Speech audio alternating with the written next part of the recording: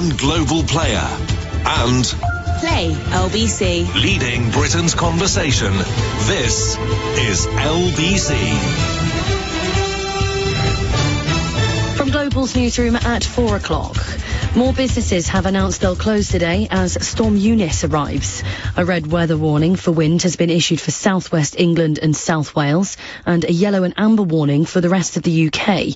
Travel editor for The Independent, Simon Calder, told LBC a red warning is rare. The closest equivalent I've got is going back 2 years to really serious issues in terms of the sheer number of trains cancelled, the risks that people are warned against taking, and really just the blanket ban that we're seeing on an awful lot of operations. I don't think I've ever seen an entire UK nation where all trains are cancelled all day. Boris Johnson is set to join senior government ministers at a major security conference in Munich this weekend as tensions rise between Russia and Ukraine. The UK has warned the crisis in the region is at a critical juncture, with Russia accused of manufacturing a pretext for launching an attack. LBC's US correspondent Simon Marks has more. Joe Biden put into the public domain today what the White House this time last night actually was only telling reporters on background, and that is that the Biden administration believes that the Russians are lying, essentially, when they say that they are withdrawing forces from the Russian border with Ukraine, and, of course, from the Crimean Peninsula as well, where they've been engaged in exercises. Donald Trump and his two eldest children must answer questions under oath as part of New York State's civil investigation into his business practices. A judge ruled the former US president must sit for a deposition within 21 days. A Labour MP has called for the £12 million set aside for a children's book about the Queen's reign to be spent instead on preventing the spread of COVID-19. Brent Central MP Dawn Butler said although she has a huge amount of respect for the Queen, the money would be better spent on things like adequate ventilation in schools. The Duke of Sussex's High Court claim against a decision from the Home Office to stop him paying for police protection for his family while in the UK will have its first hearing later. Harry has said he wants to bring his family to visit the UK from America, but the Duke says he can't because it's too dangerous. LBC weather, exceptionally windy for much of England and Wales this morning, with damaging gusts and potential for disruption, a high of 11 degrees. From Global's newsroom for LBC, I'm Lottie Morley. This is LBC from Global. Leading Britain's conversation with Steve Allen. Morning, everybody. I've got news for you, and it's only literally just come in the last minute or so for Friday the 18th of February. We've had our second red weather warning issued for the east of England, including London. That's unprecedented. I've never heard of that before. Never, ever. And it's literally only just come in. In fact, it came in whilst the news was going on, but because that was done from another part of the building, we got it here in the studio. So the second red weather warning. Now that means, as you know, on red, damage to property. It's not necessarily the damage of you being blown away with the wind. It's a case of items being blown into you. Danger from flying debris. Second red warning issued to London. Disruption of travel, road, rail and air. Power cuts. Mobile coverage affected. Uprooted trees likely. Where am I? Leicester Square. Where are the trees? Leicester Square. Honestly, you do sometimes wonder, don't you? So if you don't need to go out today, don't. Make it a lot safer for yourself and in the family. A lot of schools are closed for the day. It's too dangerous. You can't send little people out there, you know, with their Pacamax and all the rest of it, and all their little bits and pieces that they've got. And so just be careful. So second red warning for London, which means that it's changed within the last half an hour, because they're looking at all the maps and the graphs and looking at the way that it's coming in, and it's going to hit us. So we'll let you know, because let's face it, if anybody's going to see it, we're going to see it first in Leicester Square. I should imagine the alleyways it can whiz down in the capital, and also trains. You know, any trains to Wales looking a bit sort of not going to be happening kind of thing. And so it almost seems superfluous to the fact that I've mentioned the price of petrol. It's going to break £1.50 a litre, because nobody's going to be going out All the people who are living near the coast, they've been warned, stay in, batten down the hatches. You know, don't open your windows, because the wind could get underneath and could blow the windows out quite easily. So be careful on things like that. And as I say, I mean, I think Eddie Mayer was saying this could be the worst one he's ever reported on. So we'll be watching. I'm looking at sort of power lines which have burst into flames and literally come down because the trees hit them. The trees burst into flame. I mean, I'm not making, you know, a mountain out of a molehill here. I'm telling you, we're on our second red warning. And I've never heard of a second red warning. So we get the first one, which is all the dangers. Now they're saying it could be even worse than they imagine. So Tom Swarbrick doesn't get... If his hair's a mess when he comes in, he's going to be in a foul mood. Can just imagine. And everybody else who's got to drive in, all the other radio producers and presenters and journalists and everybody else, they go, oh, today you're going to be covering the storm. Would you like to go to Brighton? No? Would you like to go to Bournemouth? No, not really. Where would you like to go? I'd like to stay in, thank you very much indeed. Second red warning for London. We'll keep you informed on that one. And lovely Noreen says, I hope everyone is safe in this weather, and those of us travelling to the show on Sunday arrive okay. We're getting a cab all the way. Makes life a bit easier. So have a great couple of days. She said, we're 5 rows back on the left as you look from the stage. Don't you listen? I think I'm going to spot you, Noreen. I think so. Robin Hatfield says, I've secured my shed roof just in case it shoots into orbit. I don't think we should get the full force of the storm, but stay safe, everyone. I wouldn't underestimate it. I wouldn't underestimate it. And also, shed roofs are just the kind of things that storms like, aren't they? They whip underneath them, and people just say, oh, it was looking a bit dodgy, the shed, and we look out there and it's gone. And the cat's gone with it as well, you know, because a lot of cats and animals like that will be going outside, you know, and then people will open the door, let the cat... I'd get the cat back in and all the animals back in. If you've got animals outside... There was one load of people who ran kennels. They've lost 17 of their dogs because they got electrocuted as the power lines came down. So they've lost loads of their dogs. So just be careful. So red weather warning. And I think some of them start, now, and some of them, although I've had a look outside, looks okay so far, but it's building up. One of our newsreaders, Dom, said, I said, what's it like outside? That's all I can do is ask people, what's it like outside? And he went, it's building. It's building. Which is interesting. The red weather warning for wind just been issued. The warning covers the time between 10 a.m. and 3 p.m. and was issued due to fears of the storm causing significant disruption and dangerous conditions due to extremely strong winds on Friday, have said the Met Office.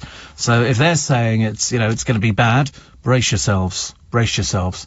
The Severn Bridge is closed in both directions due to strong winds. I mean, you don't want to get on that thing and then, especially with high-sided vehicles. That was my big worry the other day. High-sided vehicles, I thought, would be the sort of... You just don't... No, you're not taking the lorry out today. And it's just too risky. Too risky. So we'll come back to that at odd periods during the programme, and perhaps you can keep us up to date as well. If you take photographs, you can send photographs in to LBC. Other stories, the non-binary drag queen who makes history as Biden hands them nuclear. I don't know what sort of nuclear stuff it's issuing with them, but I think it's a job within the nuclear industry. Doc Martin bids a fond farewell to Cornwall. Putin's worst enemy will be the body bags. Presumably they've made up for that. And Dick Van Dyke is 96. He just brought out a fitness DVD with his wife or girlfriend. I can't remember who it is actually. And he's just jumping around like a very young thing. Fish and chips apparently goes down best with a cup of tea. A cup of tea. And Morgan Freeman gives up flying because he says he's too old. And Great Britain, we've done very well. We've got into the final in the Winter Olympics for curling. I mean, dear Lord above. Just the kind of thing you want to talk about, isn't it, on the programme? Nope. And Erica says, have one of your staff go to Global's basement and check on the emergency generators. Oh no, they're all fine down there. You can't touch emergency generators it's in the secret part of the building. I don't want to say that we have underground tunnels, but it makes it more exciting, I think, to say that. And does that mean because of the storm we have the privilege of listening to you for 12 hours or so? I don't think so. I don't think so. I'm going to be getting out as quick as possible. I could just imagine what's going on. Just my luck. I'll walk out the door at 7 or 5 past, and all of a sudden it will start, and I'll be clinging on to telegraph poles and stuff like that. Oh, you've got to be positive, haven't you? You've got to be positive. But I'm looking at this. There was it's a ferry in Hamburg, and they're entering the storm, and the waves crash through the front windows on the ferry and smash the windows, and all the water comes pouring in. And a few of them are sitting at their tables, and then suddenly realise we're knee-deep in water. It takes them a while to obviously get their brain in gear, but you see this water coming in, and I've seen it before when I've seen some of the big cruise liners who've had the water pouring in from their portholes and stuff like that. And that must be really frightening. Really frightening. I mean, whew, dear. Martin says the calm before the storm. Yes, I think it is, actually. Also, there's a letter from Michael Jackson. Nothing to do with the storm or anything like that. This is to do with his father, slamming his father. It's going on sale for $9,000 because Michael Jackson's father was another bully, I'm afraid. He was another one of those people, but he made them what they were. So that was it. Shamed Andy Windsor's been offered a job at Pizza Express because he knows it so well. Sounds like the title of a song, doesn't it, really? And Dancing on Ice star given the cold shoulder after getting rejected by a fellow cast member.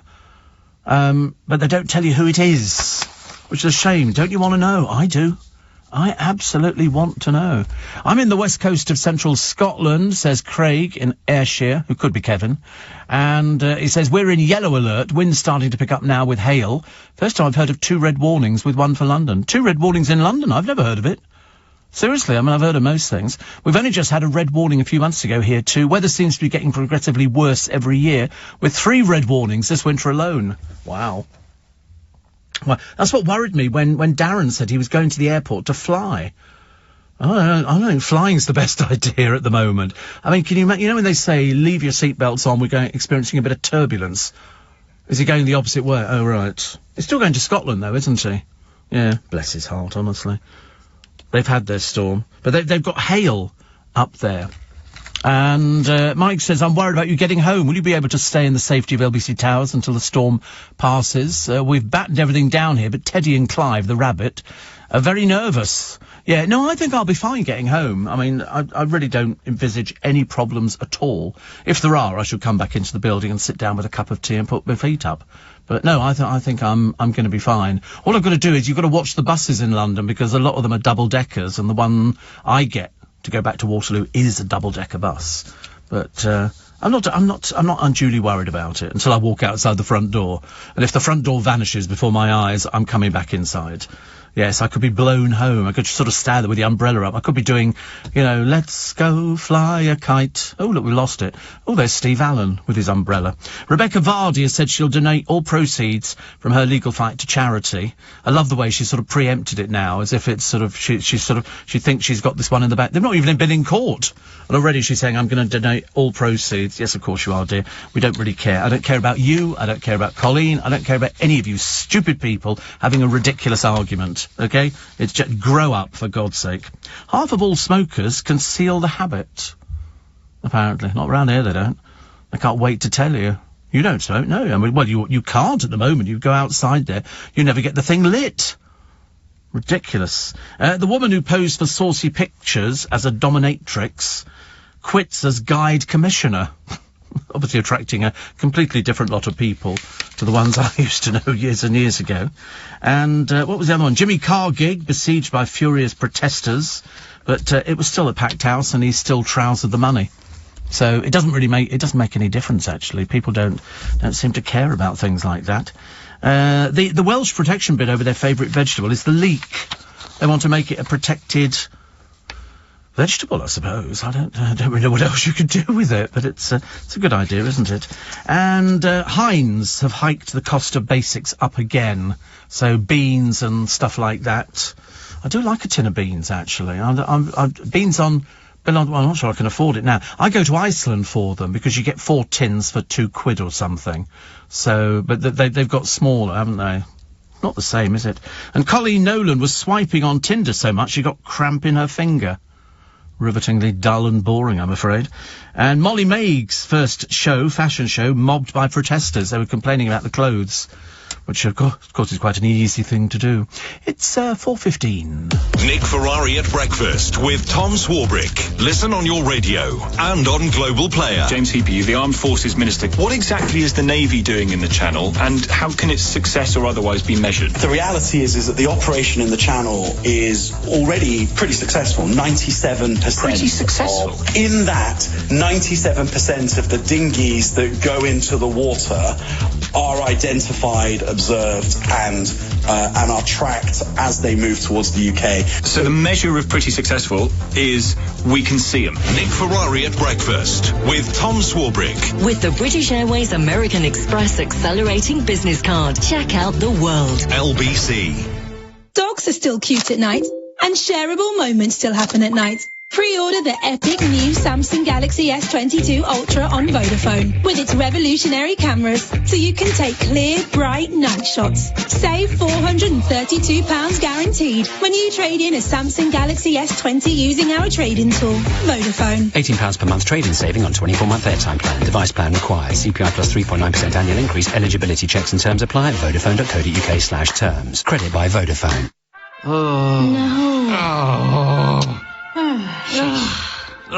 Ugh, you're kidding.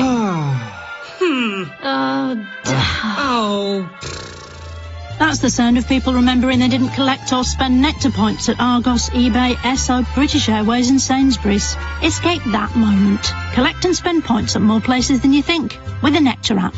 Exclusions apply. For full T's and C's, visit nectar.com/escape that moment. Oh. From feeling under stress to overwhelmed, disconnected, to being too connected. There are over 7 billion versions of normal on this planet. That's why we cover such a wide range of mental health conditions. Search Bupa Mental Health. Bupa. For living. Subject to policy benefits, pre-existing conditions not covered. Steve Allen on LBC. Double red alert in London. Double red alert. Okay. Steve, thank you for your comments. We're booked on a cruise from Southampton, says Mike. Good luck. Good luck with that one. Actually, I don't know if you've seen it on YouTube. It does frighten me when you see these people sitting there on these huge cruise liners. Which was the one that fell over? Was it the Concordia that fell over? And all of a sudden people go, yeah, this should be all right. Not, as the case may be. And Ashley says, you're going to the Magic Convention in Blackpool this weekend? No, definitely not. Definitely not. It should be good. Should be good. My friends from Prop Dog are exhibiting up there. So all the magicians, I can't imagine what the weather's going to be like up in Blackpool. I don't want to hazard a guess. Worse down here, apparently. Here in Hove, says Sarah, it's quite dramatic. The storm is raging. Wow. And somebody says, Steve, I can honestly recommend a good vintage champagne as being the best accompaniment to fish and chips. They've said no. They've actually said, a cup of tea apparently is better. Another one that says, I'm in London, not going to sleep tonight. Yesterday, a neighbour's large dustbin lid flew over and hit our front room window so hard we thought it had cracked or broken. Today, the wind is supposed to be even stronger, so I'm very frightened, says David. Don't be frightened. Don't be frightened. You don't need to be frightened. We're here to sort of guide you through it. Should be okay. But also, just take care. Just do, what you would do normally. To be honest with you, I think what worries me is those trampolines that are all over the blooming country. Tie them down. Most people will just leave them. Took you long enough to put the thing up, I suppose. My friend, says Holly, is huddled indoors in Tunbridge Wells. She's put on her ruby slippers in case she's off to see the wonderful Wizard of Oz. Well, don't worry, because he'll be visiting you. You won't need to wait till you arrive. They're all doing Katie Price and this ridiculous look she's now achieved, which doesn't look anything like her. She's obviously got perhaps it's an addiction. I think tattoos are an addiction, and I think having cosmetic surgery is an addiction as well. And so her hair, which isn't her hair, unfortunately, it's all extensions and everything else, but it just looks peculiar. I don't know what this sort of never-ending quest is for her to try and look young, because it's still exactly the same person inside, an old woman of 43 who's had so many changes, and they've all the papers have done it. They've got loads and loads of pictures of her throughout the years, and how she used to be very pretty and not too much makeup, and now it's basically drag. I can't describe it. In fact, actually, RuPaul's Drag Race, they seem to wear less makeup. I do love the picture, though, and they say it's rammed at the bus stop. They say, you wait ages for a bus and then 5 come on at once. They were enterprising sheep. As Storm Dudley back in Britain yesterday, they were taking refuge in Ebbw Vale in a bus shelter. Sheep. They'd wandered in off the hills, and there were 5 of them, and they were sitting down inside the bus shelter. It was obviously a bit safer than being outside. You expect them to carry sort of umbrellas and stuff like that. But what amazes me around Aberystwyth, there's some bloke, and he's out there, and the waves are pouring over everything, and he's walking his dog. And you think, I mean, I don't want to be rude, put your fingers in your ears.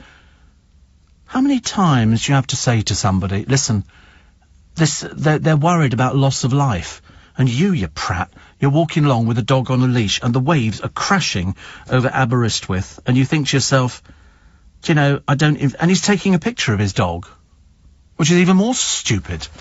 I'd give up, actually. They now call him, he used to be Randy Andy, not anymore, he's now called the Grand Old Duke of Sleaze.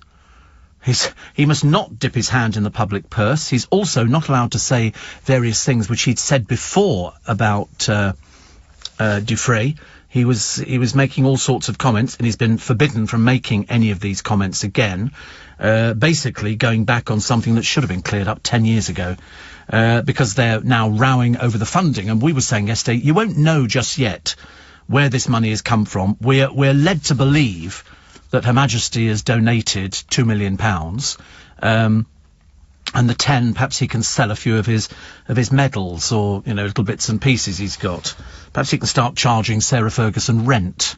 You know, she was seen out the other day in a private vehicle. She was a passenger being driven as if it was some minicab or something. Is she entitled to any of this? Or, you know, I mean, I don't know what's going on. But she's certainly not doing any help here. Do you know that the Queen gets a wind farm windfall? She owns the seabed. She owns the seabed. That's how it works. So she gets rent off all these big turbines because the seabed is owned by her. Also, the sovereign grant paid last year by the government to the Queen was 86 million. How much do you think she gets off the wind farms? 9 billion. 9 billion. 20 million is the minimum net worth of a senior royal, except Andrew. That's what they're saying. God, I need another mouthful of tea after something like that. But the Grand Old Duke of Sleaze, I mean, to be honest with you, he should have sorted this out 10 years ago. He's wasted everybody's time. He obviously, as one of the newspapers says, actually, I can't remember which one it was, but they're basically saying he needs to bring himself up to date. You know, you can't go around denying things and saying this, and this, or just saying nothing, because we've all changed. You need to come out and smell the coffee. You know, people aren't going to bow and scrape to you ever again. It's never going to happen. You need to have sort of, you know, manned up years ago and said exactly what you knew about, you know, this convicted paedophile who was sex trafficking girls. And the one thing that we didn't want from the other day, and all the charities have agreed with me, you don't want any advice from Prince Andrew on sex trafficking. Thank you very much indeed. Really don't. I mean, really. He was always ghastly years ago. He was never a nice person. Excuse me.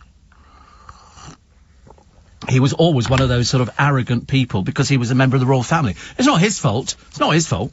You know, you can be a member of the royal family and you can be quite decent. But isn't it funny? After all the talk about the royal family over all the years, the one person you would have expected would have blotted their copybook would have been Prince Edward. The amount of people who go, Prince Edward, getting married? Don't think so. You used to get all these, I can remember all of this from my early childhood, and the one person who's kept his marriage together and is sort of the, you know, the upstanding figure with a lovely wife, and I say that because she used to work for LBC, and so I can say that. And then you get dirty little Duke of Sleaze, Andrew, and you think, he's denied everything, but he should have sorted this 10 years ago. 10 years! He's dragged it out thinking, oh, it'll just go away. The Emily Maitlis interview. Pfft, big mistake, pal. Big mistake. That was not one of your finer moments. But he thought it would all go away. And of course I said at the time, it ain't going away. These things don't go away. Steve, spare a thought for all the wig makers at this time. How many are there? How many wig makers? Yes, wig wearers. I never thought about that, actually. Well, you just put a hat on and make sure you've got strong elastic underneath.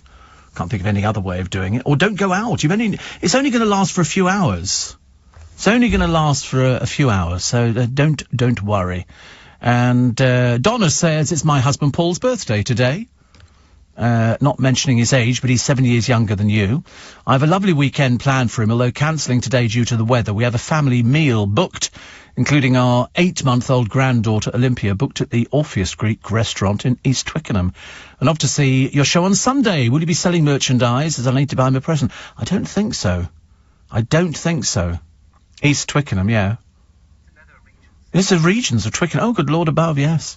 But, yes, no, you can't buy a present. I don't think so. Yes, I don't think we've got any tea trays or anything like that. Oh, that's going to be a bit of a disappointment, isn't it? Listen, I just hope the weather's okay. That's all I want. I need to get a haircut in between now and Sunday, which I'm sure will be sorted out. What else have we got in the papers today? Oh, there is another story about somebody related to Katie Price, which you'll be reading about in the papers. Came as no surprise. And they're all analysing Katie Price and these looks that she's had over the years. And it's basically somebody who is, they said she's headed down the Michael Jackson route, which is constantly having little bits and pieces adjusted. And it's ended up with her looking. I mean, she's had about 28 different looks. Each year, there's been something different. And this latest one, she bears no resemblance. I mean, the most ridiculous veneers on her teeth. And when was the time she looked best? 1996. 1997 we were okay, 98 was okay, 99 and 2000 we started going off the rails a bit, and then gradually it got worse and worse and worse, and now she just looks like one of, you know, you get these people, they say, oh, somebody's a fan of Barbie, and they wanted to be, I'm a Barbie girl, and that's what the look is she's achieved. It's really quite ghastly, but that's up to her, it's her business, but don't milk it, dear, don't milk it, it's going to backfire on you. But Julie Birchall has written a piece and says, don't go down the Michael Jackson route where one day your own facial recognition tech won't recognise you. She says, don't lose yourself now. Let your beautiful face grow back. I'll never underestimate the pricey. Don't you do it either. I think it's too late. And this was the year she said it's all going to be fine with no stress and no nothing else. I think we've already lost that one, dear. Let's wait and see how much money she coughs up to the people she owes money to. Some of the little businesses. 3.2 million. How she was ever allowed to get that much in debt, I've got no idea. No chance of paying it back. No chance of making that money. She made a derisory little thing, which apparently exonerates you for a little while. 8 weeks she's got, and if they find she's not paid, it's court. It's as simple as that. There's a limit to how many times, how many times can she be done for drink driving? Well, in her case, 6. 6 convictions for drink driving, and she's still walking around. Unbelievable. What else we got? The curlers. I did watch a bit of curl. Have you seen them? They basically go out there with a brush, and they have to brush it. Honestly, it's the saddest thing I've ever seen. And that's the best. They're brushing to making the ice smooth so that their curling thing sort of gets near the circle. It's a bit like bowls, only you're doing it on ice. I would be a fool to try and explain what curling is. But all the people doing it were very young. I mean, really very young. They were, and I'm very pleased for them, and that's the best we can manage. Wasn't it once that we did the Olympics or something? Didn't we do best in synchronised swimming?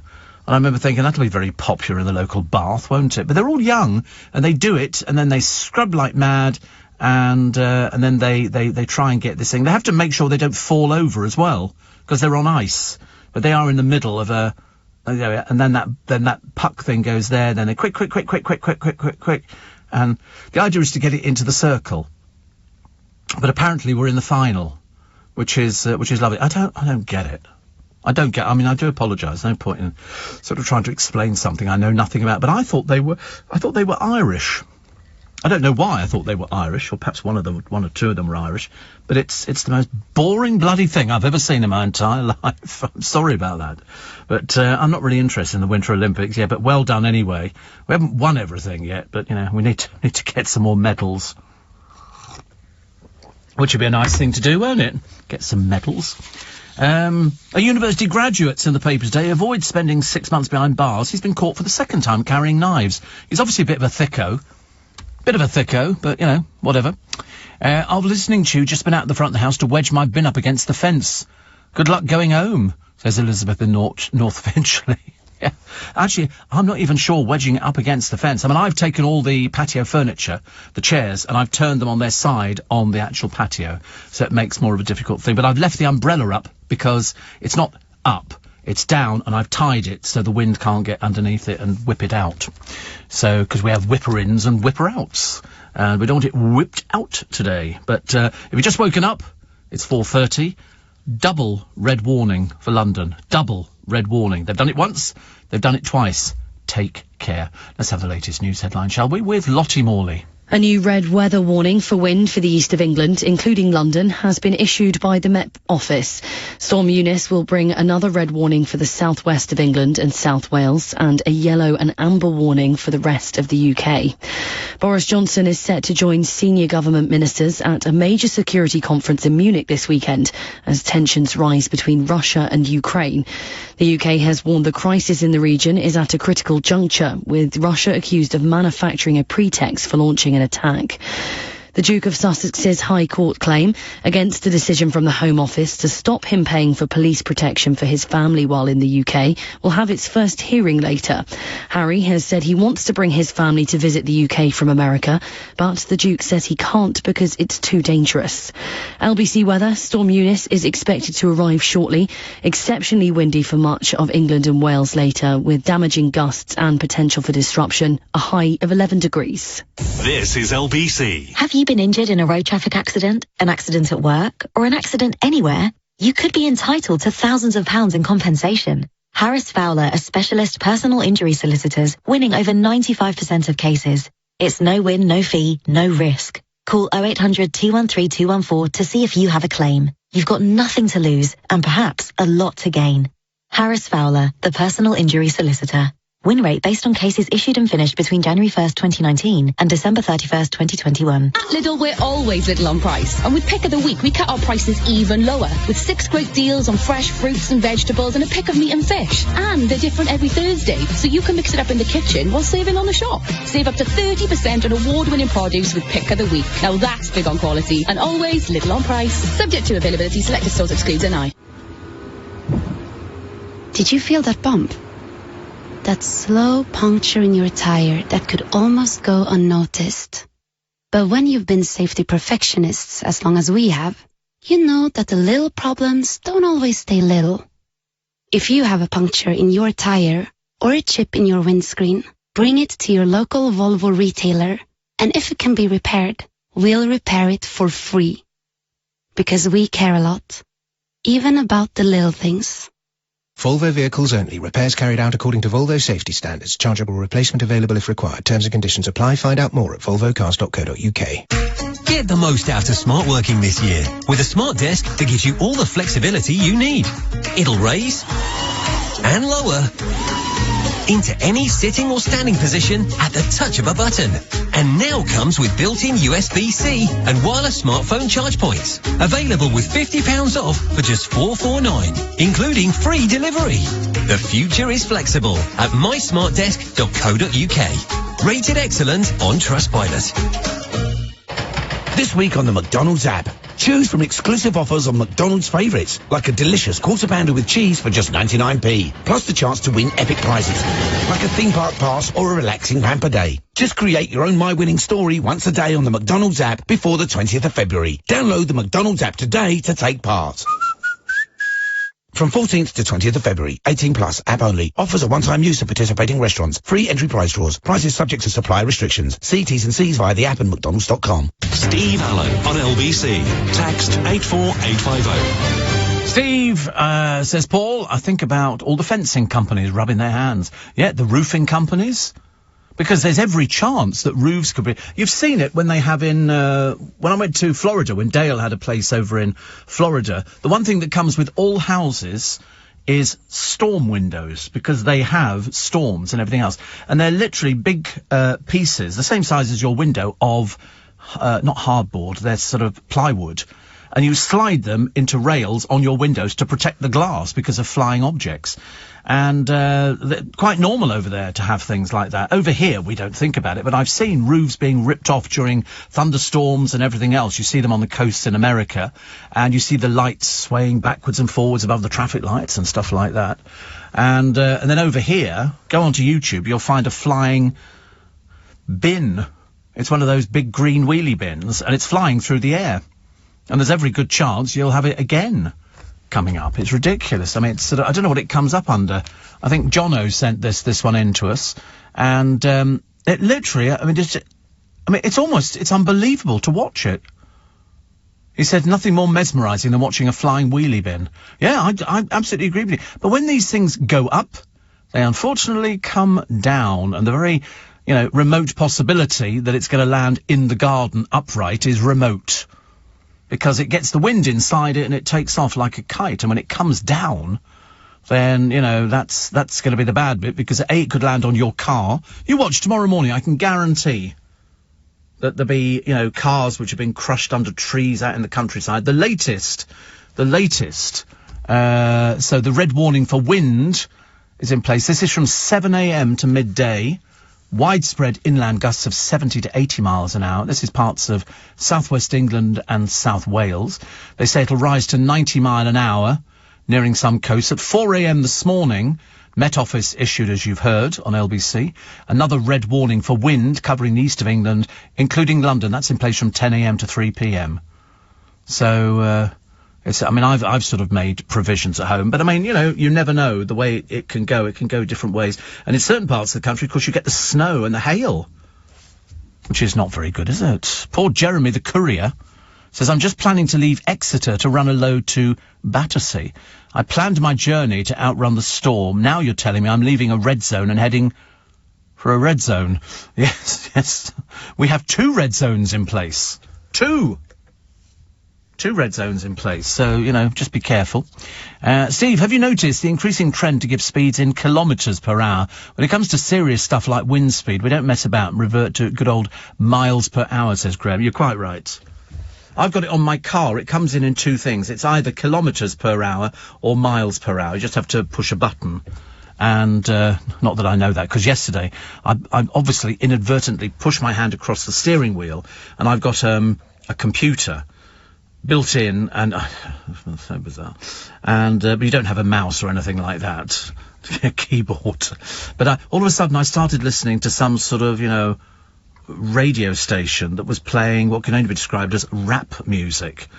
And I'm going to go and pick up my parcel. No, it was nothing to do with us here. It was another one. It's called Slamming or something.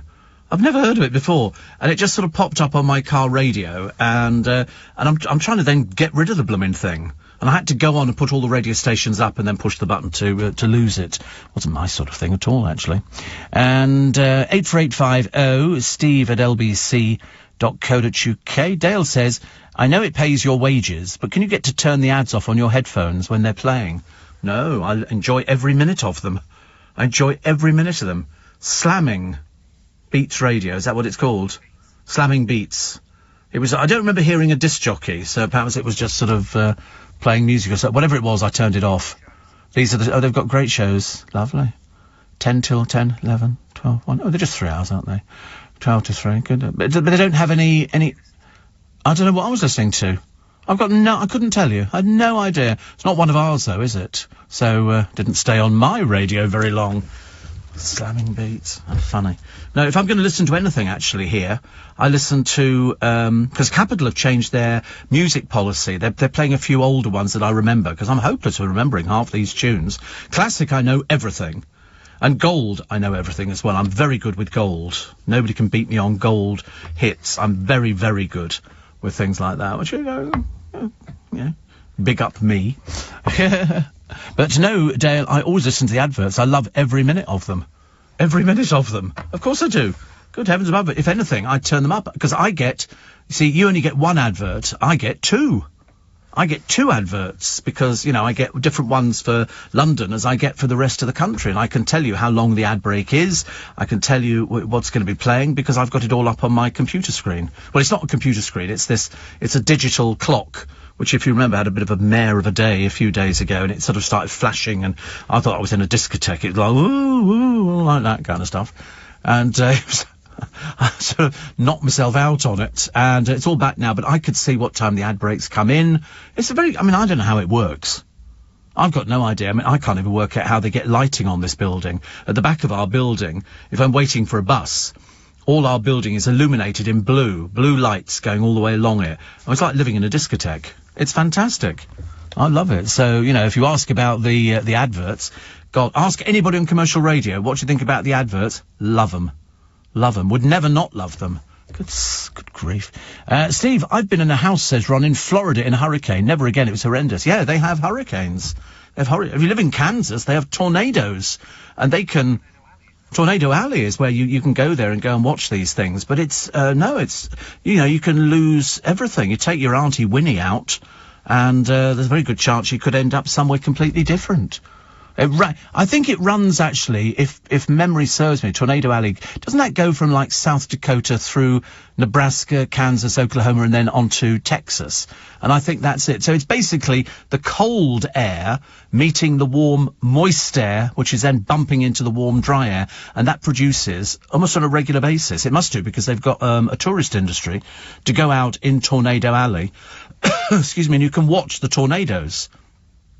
And I've seen a film about tornadoes where they have to hide under a motorway bridge as the tornado passes basically straight through. It looks blooming dangerous. So it's very interesting the way it works. So that's what it could be like today. There's certainly going to be things flying around. Make no mistake about it. Yes, I mean, Darren could be up there floating about in the beautiful briny sky. And all of a sudden, there'll be going a little bit of turbulence. We're going to be landing a little bit sooner than we thought. I wouldn't be flying in a plane today, actually. And Anne says, I'm on the North Devon coast and it's getting very gusty. Got a pot of tea on the go as it's hard to sleep anticipating the coming storm. Keep safe, everyone. And put a bag of cement and bricks on your wheelie bins. Yeah, I mean, you should really... I did buy some rope years ago for reasons best known to myself. And I don't know why, because it was cheap.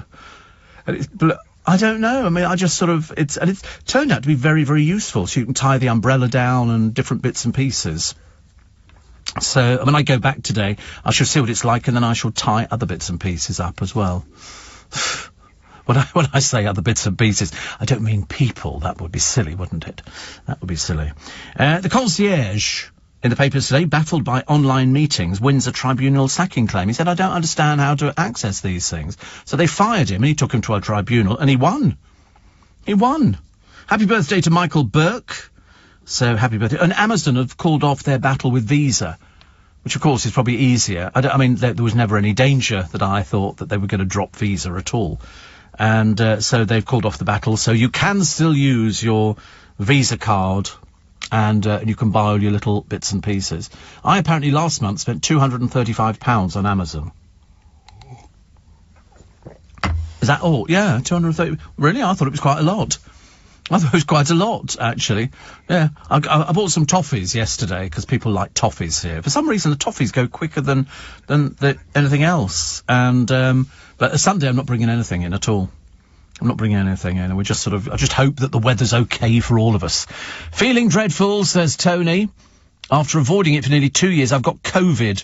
Raging temperature and headache. You're keeping me going. I won't make Sunday, sadly. Oh, well, that is sad. That is sad. I hope you took out insurance on the tickets. That's all I can hope. And Stella says, I'm not venturing out today. So far, though, it's okay, though. It is okay. So far, well, we'll know because we're going to send Minty out. We're going to attach her to a piece of string.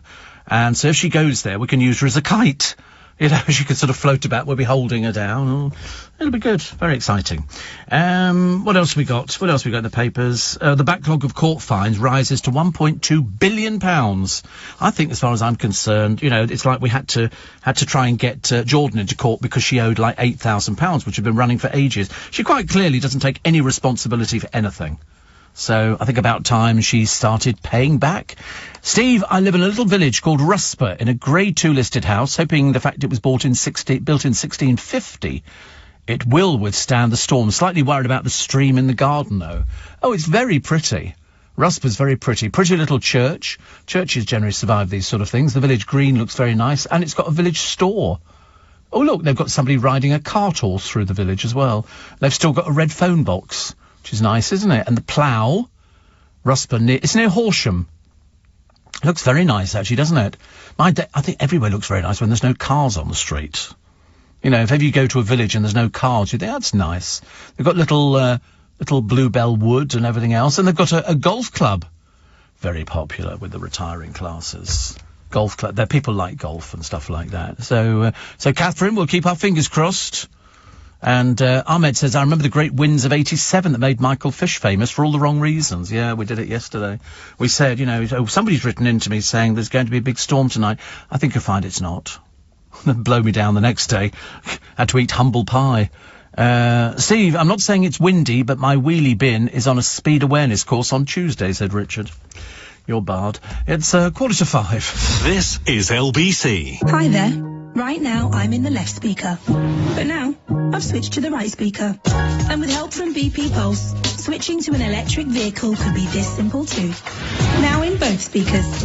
Let life flow from the people you know. With over 8,000 BP Pulse charging points where and when you need them. Including ultra-fast charging to get you back on the open road as soon as possible. Find out more about EV charging from BP. In the right speaker. Search BP Pulse.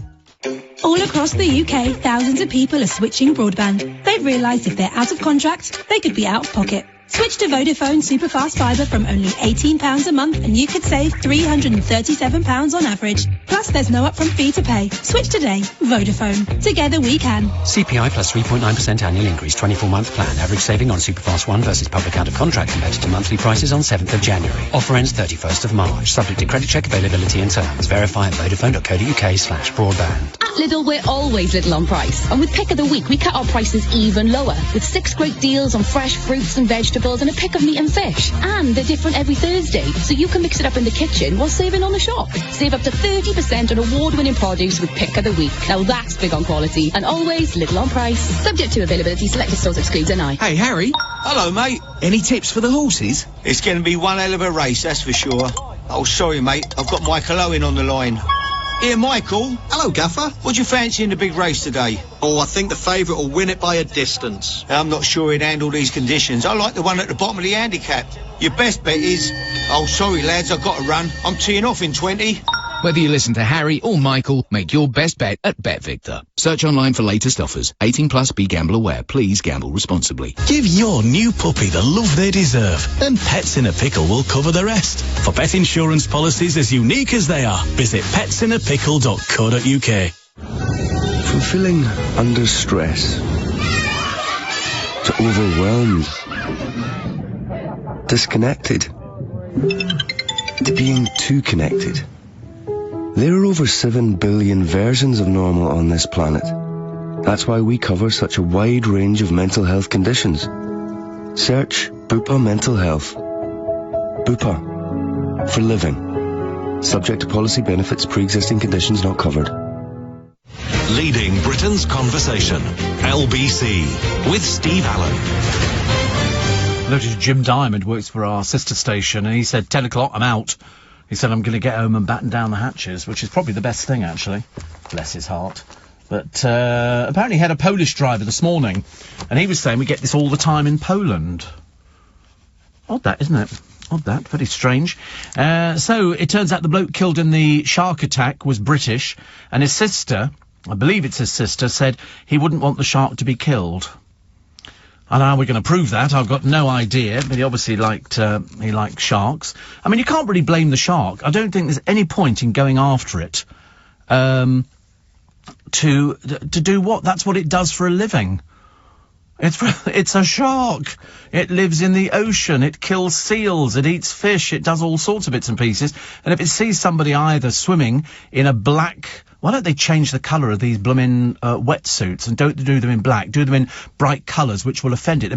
Scientists must be able to find a colour that offends great white sharks. If you see it in black, it thinks it's a seal. It doesn't know until it bites it. And they really don't know. It can certainly see, if it sees in grey, then change it into something very light. I don't know whether they see in colour. I've got no idea. Listen, last thing you're going to be asking if the thing just bitten you in half. I'm sorry, can you see in colour? I wouldn't be thinking about that at all. But I would definitely think that they should get it, right. We can't just go out and kill something just for the sake of it. They can't see colours, so they just see shapes. Must make life very dull for them swimming around in the ocean. So it's the shape that they can see. Hence somebody in a black diving suit or something like that with 4 bits attached to it, it thinks it's a seal. Doesn't know, does it? Really doesn't. So here we go. News just in. Tea goes with fish and chips. And they've done a whole survey here. I don't know who's actually done it. English breakfast is number 1 choice for a lot of people. Anyway, so no more infusion confusion. Green tea goes with curry. Green tea goes with curry. No, it doesn't. Everyday tea goes with fish and chips. Green tea with lemon goes with smoked salmon.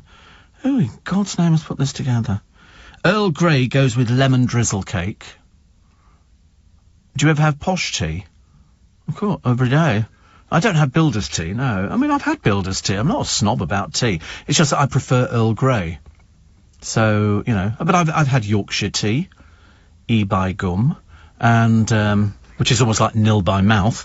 But lemon drizzle cake didn't, Phil Vickery made lemon drizzle cake the other day on the programme. He did a gluten-free lemon drizzle cake and one of the other ones. Well, they couldn't shove it down their throats quick enough. Rui Bosch goes with coconutty food. Assam goes with chocolate. English breakfast tea goes with roast beef with all the trimmings. Peppermint tea goes with ginger nuts. Did I tell you? Chinese white tea goes with fish, and Darjeeling goes with eggs and creamy puddings. I've never even heard of Chinese white tea. I don't know who wrote it. The study revealed. The study. I know. I mean, to be honest with you, it doesn't make any sense. Doesn't make any sense. A top tea sommelier has put together her perfect pairing to have with roast curry. It's obviously been paid, I should imagine. I can't think of any other reason why you come up with such rubbish. Does it matter what you... I mean, you know, if you want to drink, you know, a pint of beer with your fish and chips, you have whatever you want. Have whatever you want. A man was executed the other day, 16 years after he shot 4 people dead with an AK-47 in a trailer park. Gilbert Ray Postel was 19 when he carried out the attack. He believed one victim had been responsible for a motorbike crash which left his dad disabled. He claimed he didn't remember anything about it in Oklahoma City because he was using crystal meth. His lawyer said he had learning difficulties and he became a different man, but the court decided that he was to die yesterday, and he did at 10:14 by lethal injection, which is probably a sort of a better way to go than any other way to go. If you were going to be given the choice of, you know, the electric chair. They do in some states, they have the electric chair, which of course means that some people burst into flames because of it's basically a hat that goes on your wrists and everything else, and it's soaked sponges in water to conduct the electricity. But there have been cases of people bursting into flames, which is not particularly good. I mean, to be honest with you, given the choice, I would want to go for the injection, because you just lie down and you just go to sleep. Yeah, do that any time of the day. The electric chair is apparently still being used in 7 states. Alabama, Arkansas, or as I heard somebody say the other day, Arkansas, I ask you. Florida, Kentucky, Mississippi, Oklahoma and Tennessee. They still use the electric chair. I think you should be given a choice. You know, to say, what would you like? What was the other alternative they did? They did the electric chair. They do the firing squad in certain places, and hanging. And hanging as well. But the firing squad, are they still using the firing squad? You always get people who protest outside prison every time you get sort of the death penalty being carried out. But at 10:40 in the morning is quite a reasonable time, because what they generally... Well, no, it is, because they ask them what they want to eat. You can have anything. So, what would I have as my last meal? Oh, I don't know. I'll try and find something that was... Yeah, sausages. KFC. Chicken Kiev. Yeah. Which would be quite nice. But you can have whatever you want, and so some people have Coca-Cola or...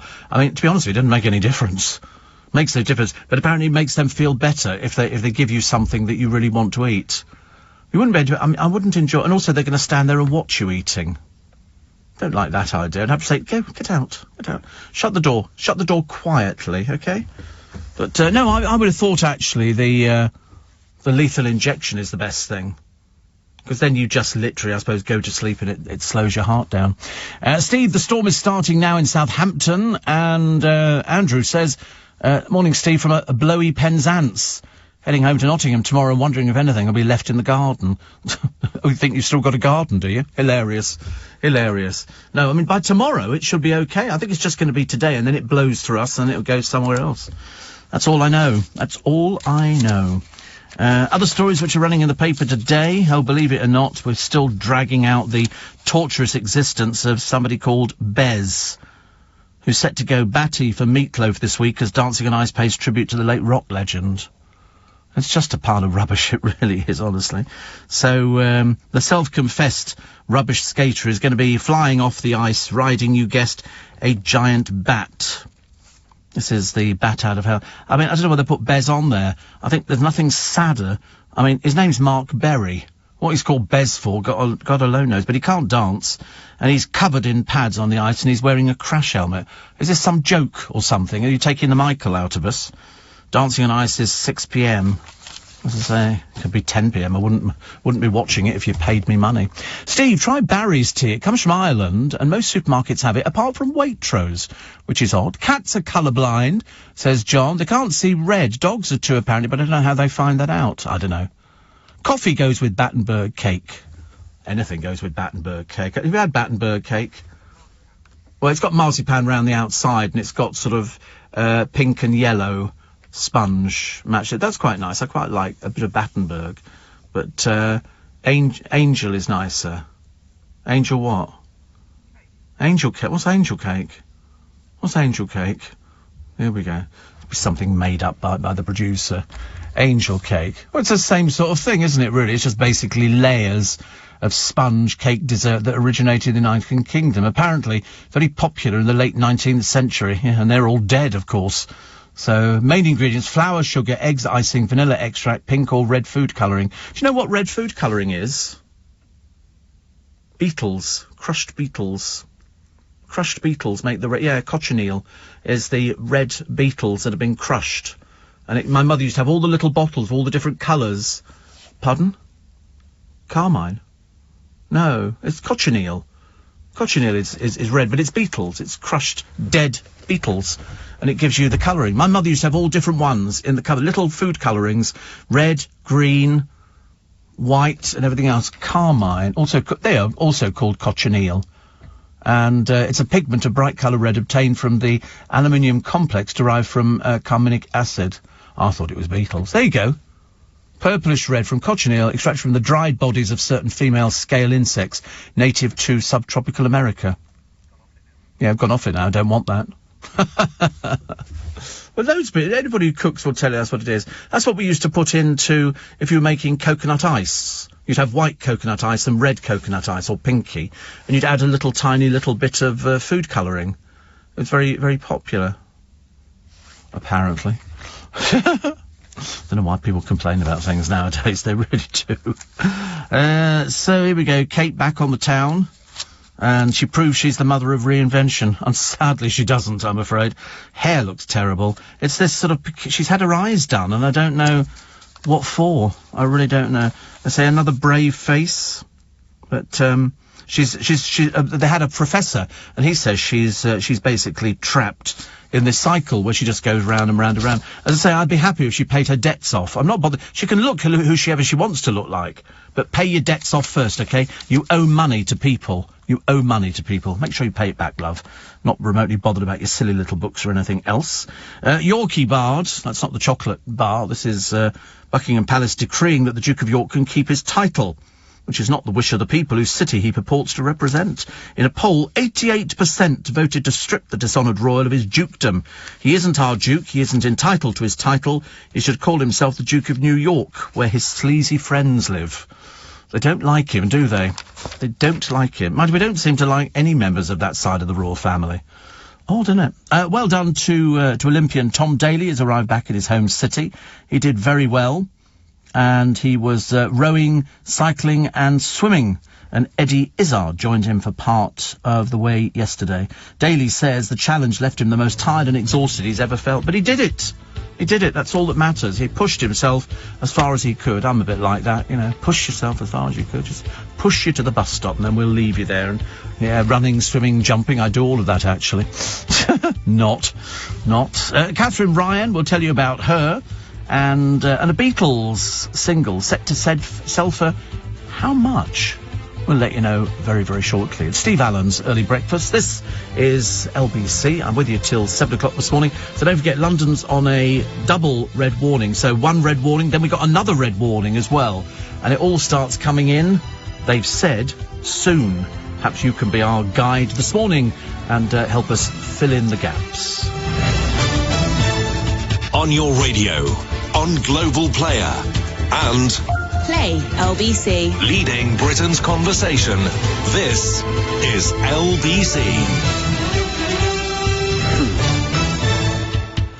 From Global's newsroom at 5 o'clock, another red weather warning has been issued for a much wider area of England ahead of the arrival of Storm Eunice. The highest level of alert, warning of extremely strong winds, now applies to an area spanning Suffolk, Kent, London and Hampshire from 10 o'clock this morning. It joins the existing danger to life alert in parts of South Wales and the West Country from 7 o'clock.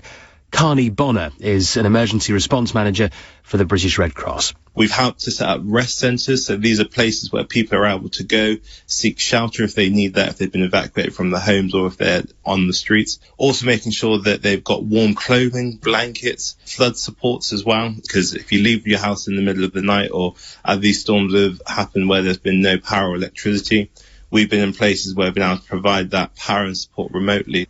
The Met Office has also issued a severe weather alert with national highways for strong winds across the road network. A number of bridges have been closed and public transport operators have already cancelled services.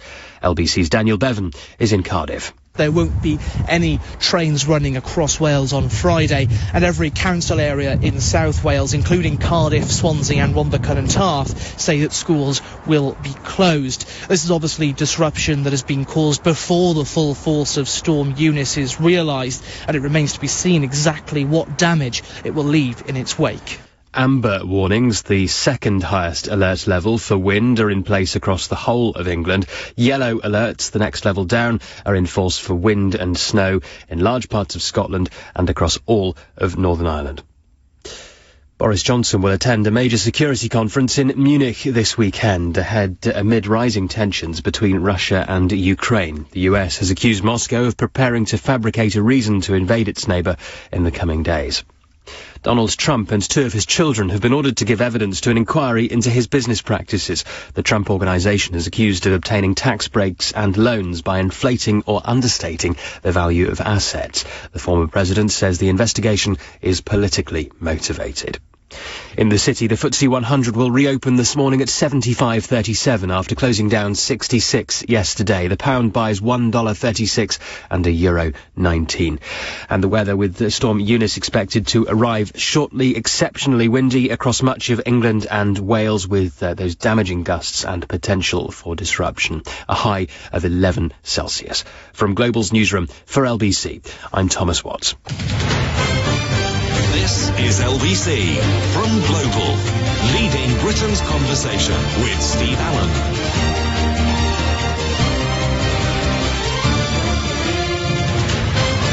Morning, everybody. Welcome along to Friday, beginning of the weekend, and it could be a weekend that you might not forget in a hurry, as we had one red warning, now we've got another red warning. And the Met Office issues a second and tells Britons to expect dangerous conditions. So if you go onto YouTube, this is Storm Eunice, in case you'd forgotten about it. Anybody called Eunice is going typical, being picked on again. And you could see all the power lines coming down and stuff like that, because it will be, the red warning is the one, I better tell you actually, just so you know what red warning is. This is damage to property, roofs blown off, danger from flying debris, disruption to travel, road, rail and air, power cuts, mobility coverage affected mobiles, and uprooted trees likely. So what they've said is, during the storm, stay indoors as much as possible. Don't shelter close to trees. Beware of side winds if towing. I mean, can't have anybody towing a caravan or anything. We're just completely mad in this weather. Don't drive unless necessary before the storm. secure loose objects like ladders, furniture, trampolines especially. Park cars in garages or clear of trees, fences or buildings, a bit more difficult to do. Secure your windows, doors, loft hatches, charge your mobile phone and get batteries for torches.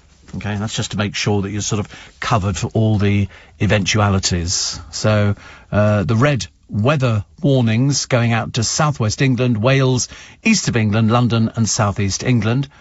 And amber goes to northwest England, Yorkshire and Humber, East Midlands, West Midlands. And, the others are be prepared. Red is take action. Because it could be I mean, even round here, it could be there's all sorts of, wherever you get roadworks, there's signs, they could be flying about all over the place. And as they're metal, most of them is like sort of flying execution discs all over the blooming place. So just be a little bit careful. This Beatles single from 1963, From Me to You, na na na na na na na na, is set to sell for £1,000 in Chippenham, as it has a rare credit for McCartney-Lennon. That's why it's going to sell for that much money. Most of the Beatles records were credited Lennon-McCartney. This one is credited McCartney-Lennon. So if you've got one of those, it's worth about £1,000. Welsh leeks set to join Cornish clotted cream, cheddar cheese and Melton Mowbray pork pies and be given protected status. Interestingly enough, DEFRA confirmed the product name of Welsh leeks is currently under consideration. So, I do like leeks. I like leek and potato soup. It's very nice. Very nice. But Welsh lamb is already on the list, along with Jersey Royal Spuds. Jersey Royal Spuds. How nice.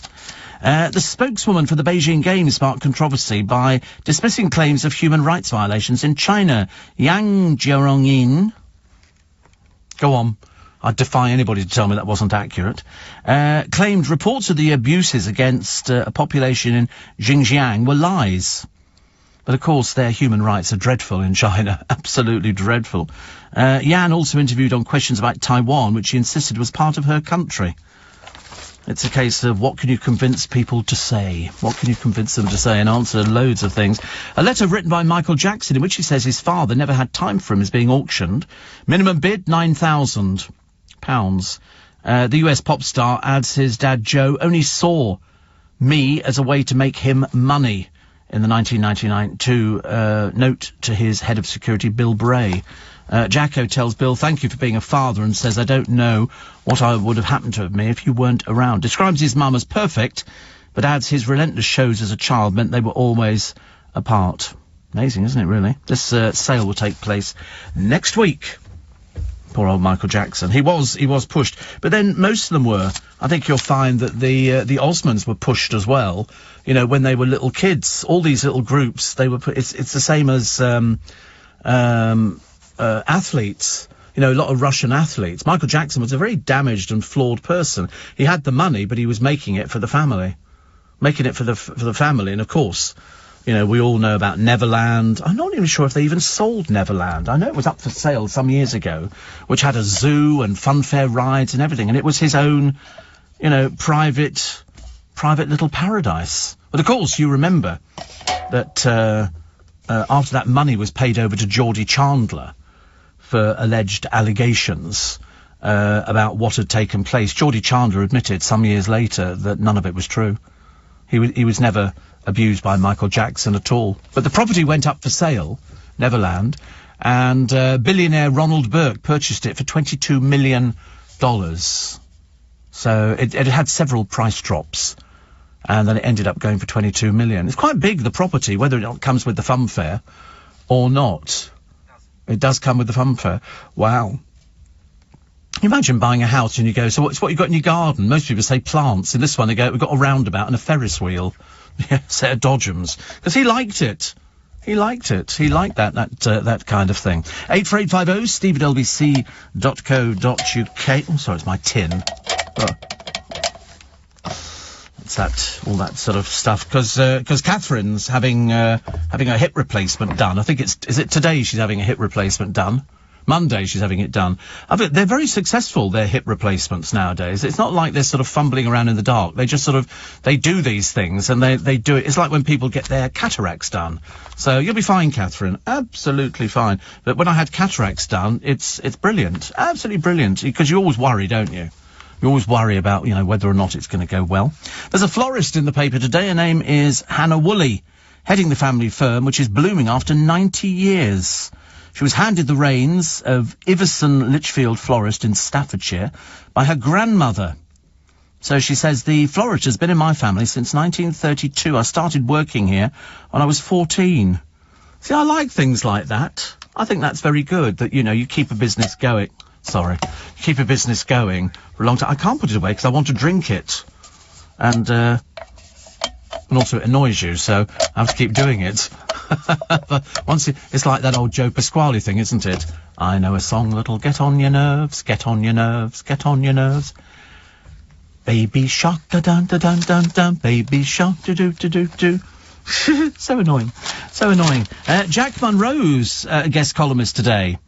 Now, Jack Munro, you know her because you probably heard her with James O'Brien a short while ago talking about, she's an anti-poverty campaigner and a guest columnist, and she also talks about the cost of food and how it's going up. She writes everything down. She's very, very good. Very, very good. I had no idea what she looked like. No idea, but now I know.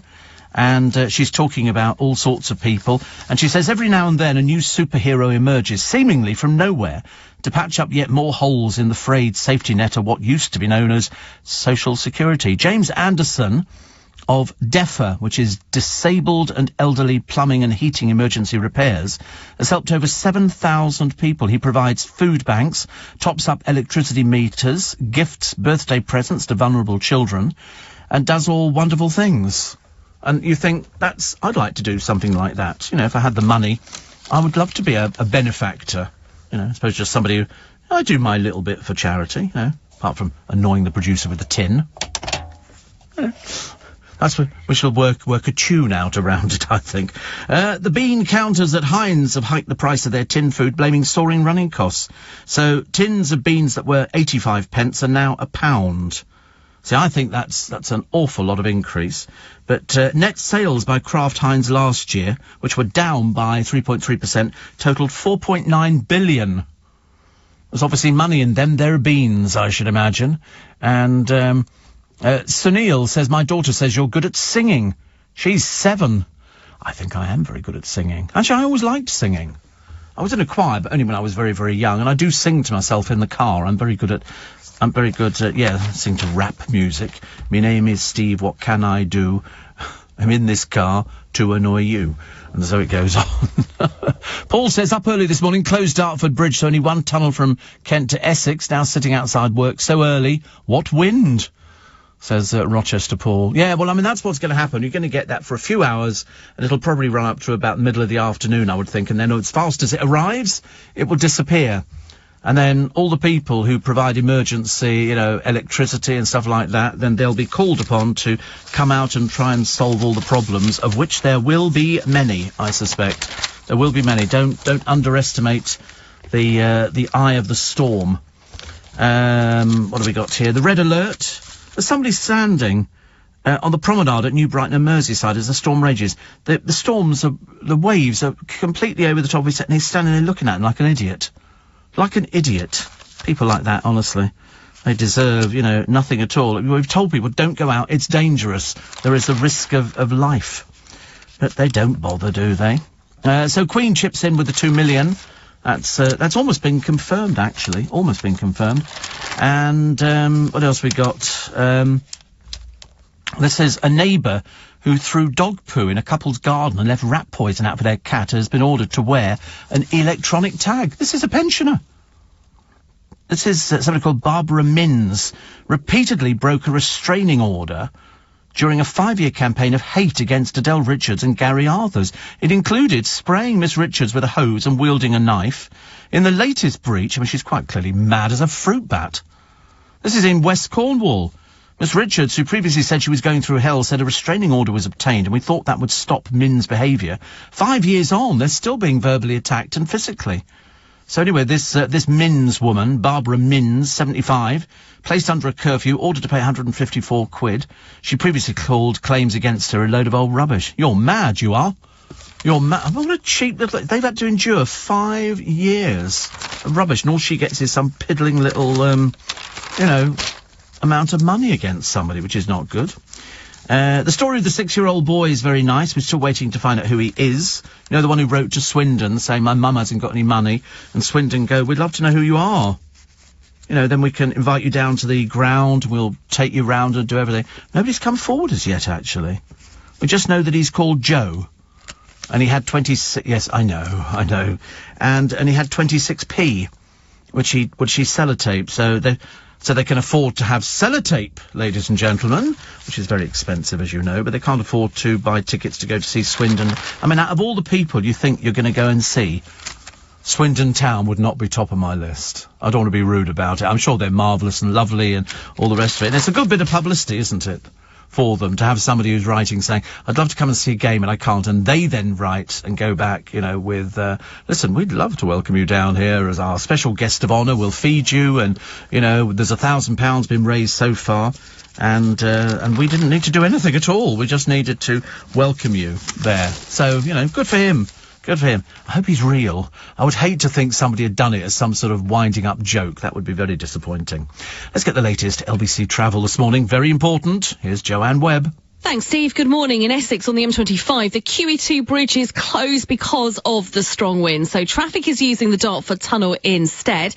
As a result, the restrictions in both directions now, and it's very slow. Also closes the M48 Severn Bridge in both directions. In Suffolk, the Orwell Bridge, the A14's closed, and in North Yorkshire, the A66 has had to be closed in both directions between Scotch Corner and Penrith, also because of the strong winds. Now, these severe winds also causing problems on the trains. No transport for Wales services running at all today. All other train companies are disrupted. The speed restrictions in place and reduces services. Most advising not to travel. This is LBC. At Lidl, we're always little on price. And with Pick of the Week, we cut our prices even lower. With 6 great deals on fresh fruits and vegetables and a pick of meat and fish. And they're different every Thursday, so you can mix it up in the kitchen while saving on the shop. Save up to 30% on award-winning produce with Pick of the Week. Now that's big on quality and always little on price. Subject to availability, selected stores excludes NI. Prostasan Saw Palmetto Capsules is a traditional herbal medicinal product used for the relief of lower urinary tract symptoms in men who have a confirmed diagnosis of benign prostatic hypertrophy, or BPH, exclusively based upon long-standing use as a traditional remedy. Prior to treatment, other serious conditions should have been ruled out by a doctor. If you're suffering from the symptoms of an enlarged prostate, like more frequent trips to the bathroom or poor flow, then Avogel's once-a-day Prostasan capsules is a convenient choice of herbal remedy. Always read the leaflet. Avogel's Prostasan, available at most good health food shops and chemists, or buy online today at avogel.co.uk. You, waiting to get your first home? It's long. But with a Barclays Family Springboard mortgage and some help from the family, you can make your moneyverse work for you. That dream home. It's yours. Hosting your nearest and dearest. Take their deposit returned with interest. Double tick. Unlock your dream home with the Barclays Family Springboard mortgage. Make money work for you. Barclays. Home may be repossessed if payments missed. Deposit returned with interest after 5 years if no repayments missed. Subject to application, financial circumstances and borrowing history. T's and C's apply. Steve Allen on LBC. Text 84850. Morning, nice to have your company. 2 red warnings. Steve, stay safe out there. Keep slurping, sneezing and singing. Oh, absolutely, Penny. I wouldn't not do that. It winds people up. I love it even more. Somebody says, we've no wind or rain, but we've got a heavy snow shower going on right now, says Kim, as we speak. Jack Munro is terrific. More power to her. Listen to her with James. She was very good. She was very, very good. I was amazed that somebody was writing down the cost of all these things, going, everything's going up in price. And, of course, it is. It absolutely is. But, so you've got snow with you at the moment, which is not so good, is it, really? And, he may be spreading the good word, but sometimes we should perhaps not take him so seriously. The Archbishop of Canterbury has said that the Great British Bake Off is wonderful TV after he faced criticism for comparing it to gladiatorial games. This is Justin Welby, who told the Radio Times this week that he didn't watch Channel 4's baking contest because he hated the way contestants were thrown out of the show. He says, my wife and daughter watch Bake Off, and I absolutely don't. I think it's the modern equivalent of gladiatorial games. I'm bored with all these cooking programmes. There's too many of them. He's a bit over the top, but I mean, I suppose we're supposed to go, oh, he's the Archbishop of Canterbury, he knows what he's talking about. I don't see why we should have to think that, but, that's what it is. Russia building up forces before horrendous attack on the Ukraine. The only thing that he'll be famous for will be body bags, and that will be about it. And, the author at the centre of a cancel culture row says that a publisher's focus group banned words such as handicap and disfigured from her work. She was criticised for using offensive words. This is Kate Clancy. You get this a lot of the time. People say you can't say that word, that's offensive, this will upset people, this is really awful. But, that's the way it goes, isn't it? And one of Ed Sheeran's neighbours said he was detached from reality for wanting a private burial chamber in a church in the garden of his estate. The plan is likely to be approved, as none of those who were officially consulted raised concerns. Well, I mean, he can build what he likes. He's got... Yeah, mind your own business, you nosy Parker. That's from the producer. Yeah, go on, curtain twitcher. Get out. Get out there. Let's come round and see what you built in your garden. But, I don't have any problem. Apparently, Anna Woods said she objected to the building as the area was well served by churches. It's not for you, dear. It's for him. It's where he wants to be buried when he finally kicks off. You'll have to shove him with all the other people up the local church. He's doing it for himself. The plan is likely to be approved. He spent more than $3.7 million on the property in Framlingham, including features to ensure that it's environmentally friendly. And he just wants his own little mausoleum. Why not? Why don't you go and complain about the Queen having Frogmore? Why don't you do that? That'd be a fairly good one. Or failing that, why don't you get them to take down St Paul's Cathedral because of all those people buried in there? I mean, I ask you. And definitely Windsor. Chapel at Windsor you could definitely take down, just because there's a few Queen's bones in there and a few other things. Actually, I've got something else which was something to do with the royal family, and I've now completely forgotten what it was, actually. Here we go. Call to cross Andrew off the list of the Queen's understudies. I love the idea. They go out the other day. Sarah Ferguson obviously has full use of all the royal vehicles, because here's her being driven in a Range Rover. Couldn't you just order an Uber, love, or something like that? Would that not be a little bit better for you? Or do you enjoy that side of it? Ridiculous. I've never really liked it. Also, post office scandal shows we need leaders who understand technology. That really has got really, really bad. And the man who was killed by the shark, apparently his family say that he wouldn't have wanted the shark to be hunted. I wouldn't want it to be hunted either. It doesn't know. It's a great white. Colleen Nolan was swiping on Tinder so much she got cramp in her finger. She's already dragged the poor bloke onto television, and they've had to do an embarrassing kiss where we all went, bleh. I mean, you don't do stuff like that. You imagine the kids going, and what's she doing now? She's kissing this bloke. She met him on Tinder. Colleen, who sang I'm in the Mood for Dancing. Really? I don't think she sang on any of the hits, to be honest with you. She says, one night I swiped left about 2,000 times on Tinder. It's not the full ticket. How depressing is that, I thought. I'm not doing this again. No disrespect to the men I swiped. But I know my type, and not one of them fitted the bill. So that's it. She says, apart from me having my wits about me, there's nothing I can really do. She said, I sometimes don't know if somebody's showing an interest in me because I'm famous, or because they actually fancy me. I don't know what the answer is to that. Who knows? She's been twice divorced, and she said in her book, Live, Laugh, Love, she had to avoid a lot of married men on Tinder. I don't think you should share these things with people. I really don't. I'm a big fan of people just get on with your life. Don't sort of start saying, oh, do people really fancy me and all the rest of it, because that's a sign of insecurity. It doesn't really matter. Doesn't really matter. And, Steve, what would happen if you were marooned at LBC Studios for the day? Well, nothing. It's a huge building. It's a huge building. I mean, I'd sit around gossiping, annoying people, I'd probably have a satsuma. I'd have endless cups of tea. I'd get the canteen to cook me something nice for lunch. I mean, nothing. It's huge, this building. There's 1,000 people work in this building. It's huge.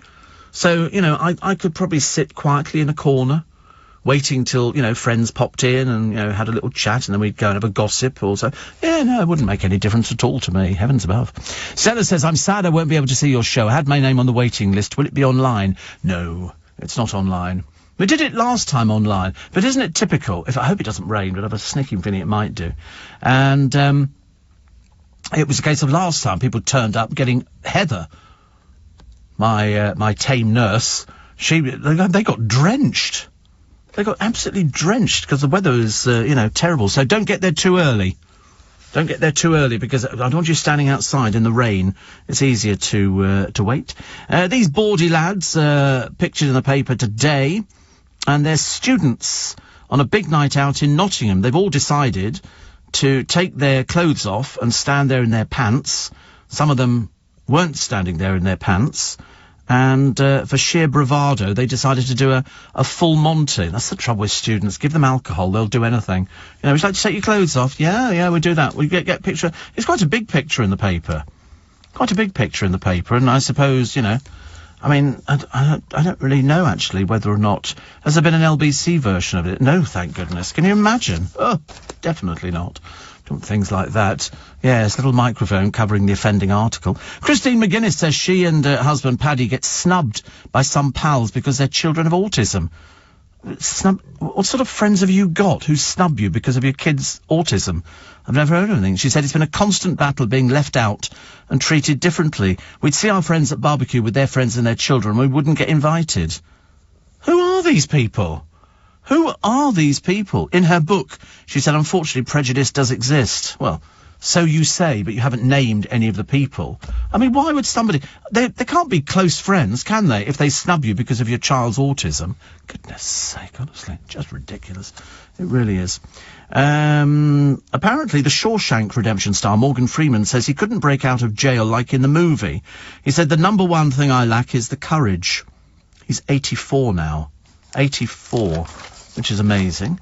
And, the Welsh League, we've done that before, actually. And Mum, Mari Naisbitt, has changed her name to Unicorn Sparkles and has not looked back. She was inspired to do it by the decluttering expert Marie Kondo, who said, if something doesn't spark joy, throw it out. Oh, look at you, honestly. Look at this. You're determined to grow that blooming Oh, what's the matter? Drinks. LBC. Oh, it was the LBC. Oh, I'd forgotten about the LBC drinks. Did anybody disgrace themselves, apart from you? Just the usual crew. Where was it? It was down Whitehall, wasn't it? Next to the... Oh, right. Oh, was it nice? And it was... That's right, it did used to be where I drove past it the other day, looking at it, thinking, I wonder what that used to be, because Wetherspoons, we talked about the other day, they have a habit of taking old cinemas and things like that. And I'd been in that theatre, it used to be called the Whitehall Theatre, and they've got the Trafalgar Studio in there, and it's nice, that little bit of London is quite good. There's a very famous, was there a good turnout, really? Are there any photographs? You know? You've deleted all the, typical, honestly. Yeah, I'll find them. I should be checking, actually, with who was there and who was the protagonists. Just over the road from where they were drinking, there's this house down this little alley, and it was built by this bloke. This has been one of my bugbears for ages. And you go down next to a pub on the opposite side of the road to the Whitehall Theatre, which is called the Trafalgar Studios.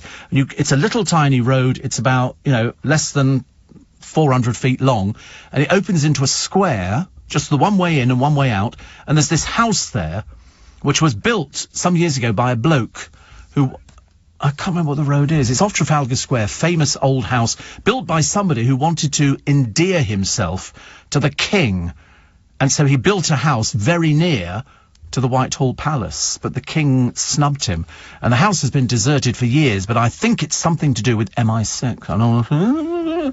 And it's cameraed all over the place. You've never seen cameras like it. And, somebody will remember because we've talked about this before on the programme. It's a very famous house. So Trafalgar Square, famous house, empty, I don't know what else you can put in. Built, during the turn of the Whitehall Palace. It was built near the Whitehall Palace. The house is still standing. It's very near the banqueting house, but it's literally over the road from this theatre. Can we get a map up? Can we get Google Maps up? Then I can remember what this house is, because I think it's got history. In fact, I know it's got history. And, so Trafalgar Square, blah, blah, blah, blah, blah. So we're going down, from Trafalgar Square, so there's wait a minute, Nelson's, wait a minute, don't move it too fast for me, otherwise so there's Nelson's Column, so you're going down the National Gallery. No, we're going the wrong way here. Pret-a-Manger, no, the Mall, no, it's in Whitehall, but literally just at the top of Whitehall. There's the Horse and Guardsman. I wonder if it's Silver Cross, pub with flagstones. Have a look at Silver Cross. And there's Craig's Court. That is now ringing a big bell. And have a look at Craig's Court. Wait a minute. There you go. This is Craig's Court. Okay, and there at the end of this road, this little tiny road, is this house. I think it's going to be turned into flats. I've got a sneaking feeling. They say it's the Whitehall Telephone Exchange. And that house was built by this bloke who wanted to endear himself to the king. And the king snubbed him. And that house has been around since God knows when. But I think they're turning it into flats. Nowhere to park. But there's cameras all over the blooming place. It's very, very famous. Very, very, well, it is now. Craig's Court. Go and have a look at it. You'll be amazed. It's something, more history, I'm going to find another thing. I've got another thing to do with an old queen, actually. Make up your own jokes. And it's somebody's prayer book. I can't remember whose it is, but we'll find it. Don't worry. Let's get the news headline, shall we? At 5:30 with Thomas Watts. A second red weather warning has been issued in England ahead of the arrival of Storm Eunice. The alert, covering much of the southeast, joins the existing highest level warning in South Wales and the West Country. A number of bridges have been closed and public transport operators have already cancelled services. All trains in Wales have been cancelled for the day, and hundreds of schools have been told to close. A fire has broken out on a ferry sailing from Greece to Italy, with 288 people on board. The Italian-flagged Euro ferry Olympia raised the alarm off the coast of Corfu early this morning. And the weather, well, Storm Eunice bringing widespread disruption. Red and amber warnings in place for strong winds across England and Wales. Large parts of Scotland and Northern Ireland will see strong winds and heavy snow. A high of 11 Celsius.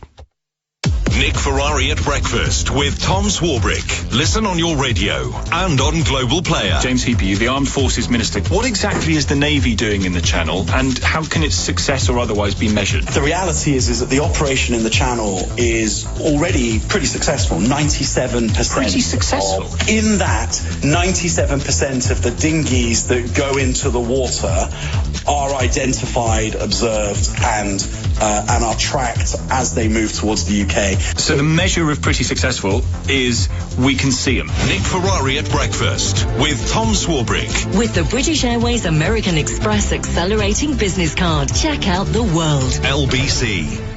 The Wi-Fi's down. Wi-Fi down! This is broadband rage. It happens when your internet drops out and the red mist descends. Why suffer like this? Get the UK's first unbreakable Wi-Fi. Only BT's new hybrid home broadband is backed up by EE's mobile network. One day all broadband will be like this. 4G coverage required. 4G connection takes up to 175 seconds. Verify at bt.com/verify hybrid. You could earn over 7% gross interest a year with Cufflink. Capital is at risk, not FSCS protected. Past performance does not guarantee future return. Hey, Harry. Hello, mate. Any tips for the big game? It's a tough one to call. Your best bet is to ask Michael Owen. Here, Michael. Hello, Gaffer. You got any tips for the football? Oh, I think there'll be plenty of goals. No, I can't see that. Both defences are strong. Yeah, but the little fella up top's lightning. Sorry, lads. I've got to go. I've got money on the next race. Whether you listen to Harry or Michael, make your best bet at BetVictor. Search online for latest offers. 18 plus, be gamble aware. Please gamble responsibly. Prostasan Saw Palmetto Capsules is a traditional herbal medicinal product used for the relief of lower urinary tract symptoms in men who have a confirmed diagnosis of benign prostatic hypertrophy or BPH, exclusively based upon long-standing use as a traditional remedy. Prior to treatment, other serious conditions should have been ruled out by a doctor. If you're suffering from the symptoms of an enlarged prostate, like more frequent trips to the bathroom or poor flow, then A. Vogel's once-a-day Prostasan capsules is a convenient choice of herbal remedy. Always read the leaflet. A. Vogel's Prostasan, available at most good health food shops and chemists, or buy online today at avogel.co.uk. You there, working in bed. Yeah? You could be finishing that presentation in the park. It's 3 degrees. Ice cream with us, Sarah. Imagine. Raspberry Ripple in one hand, Samsung Galaxy S22 Ultra in the other. But I want to add cat gifts. Just a lazy flick of your S Pen. Oh, meow. Get back out there with the Samsung Galaxy S22 Ultra. Pre-order yours at Samsung.com and grab some epic Galaxy Buds Pro on us. Purchase by 5th of April and claim on website within 60 days of receipt. Terms apply. Put a smile on someone's face with Zing Flowers. A little gesture that makes a big difference. ZingFlowers.com. Amazing every time. Leading Britain's conversation. LBC with Steve Allen. Morning, nice to have your company. So the wind's picking up. If you can fill in all the missing gaps for us, thank you very much indeed. Catherine says, really looking forward to see you on Sunday. I paid extra for the meet and greet as a Christmas present for my mum. She's going to love you. Stay safe and warm. Definitely staying warm, Catherine. And everybody else, stay warm. Snowing in East Lothian in Scotland, says Kevin the Welder. Love the show. Gets me through the last few hours of my shift. Well, I don't think we're going to get snow down here. We've sent the producer outside to go and see what it's like. So if he comes back all towseled, we'll know that the wind is picking up. Angela in Fife says, Steve in the backroom gang, stay safe. If it gets bad, I'm sure LBC could russ up a bit of B&B for the night. Oh no, I couldn't do that. I've got my tablets at home. I need to get home at some point. But actually I'm lucky because if they've cancelled all my trains, which they haven't at the moment, I can get the underground, which is much. Oh, here comes the producer. He'll be in a foul mood. You watch. He'll be in such a bad mood. So here we go. La la la la la la. Is it windy out there? Not quite windy. So windy. Oh right, yeah. At least it's not messed your hair up. So I suppose we should be grateful for that. They found some lovely posters here. Hundreds of vintage ski, travel and advertising posters. One of the oldest is an 1897 advert for Biscuits Lefebvre Yotil. It's a print of a girl in a dress of sickles and wheat to promote the origin of the French snacks, valued at £7,000. Apparently, they've got some promoting Loch Lomond, and they're at the Swan Galleries in New York. Amazing, isn't it, that people collect these posters? I've got a friend of mine who is obsessed with trains. The Underground in particular. He's done books on it. They're on sale in the Transport Museum. He's really up with it. And he was lovely. He used to be a producer of mine many years ago. Another story. But they didn't find it. This was obviously purchased some years ago. It's a prayer book. Very interesting prayer book with a poem handwritten by the young Mary Queen of Scots. And it's going to make a rare appearance at the National Museum of Scotland. I know. The Book of Hours, on show from March the 31st to August the 3rd, came from her great-aunt, Louise de Bourbon, as in the biscuits, I suppose. The illustrated vellum volume has a French verse written by teenager Mary in the late 1550s. Apparently, Dr. Anna Groundwater, curator of early modern history, said it's wonderful to be able to display this rare jewel-like book. It's particularly moving to see the young Mary writing in her best script. Now, the book's on loan from the Peninsky Foundation in Liechtenstein. How they got it, I've got no idea. Presumably you buy these things. The pages will change every 3 weeks, and visitors will be able to read a digital version. Mary, as you remember, was executed in 1587, accused of plotting to unseat her cousin Elizabeth I. So they've got the prayer book. I think she took the prayer book to the scaffold with her. I'm pretty certain. And what they would do is they would tie their hair up and all the rest of it. It was quite an elaborate procedure for somebody who was going to be beheaded. And they had people standing there, and they but the difference is in sort of certain countries that still operate this barbaric system, the people who are going to be executed publicly appear as if they've been drugged in some way, shape or form, because they're sort of led out of these vans in certain places, and it's a public spectacle. People go and watch these things, and they're led out, and they appear not to know what's going on. They appear to, because they then kneel down, and, I've never actually seen it happening, but I know that what happens is the swordsman is there, and he's got the sword hidden behind his back. And then what they do is they touch the back of the neck with the sword, which makes, don't ask me how this works, people arch their neck.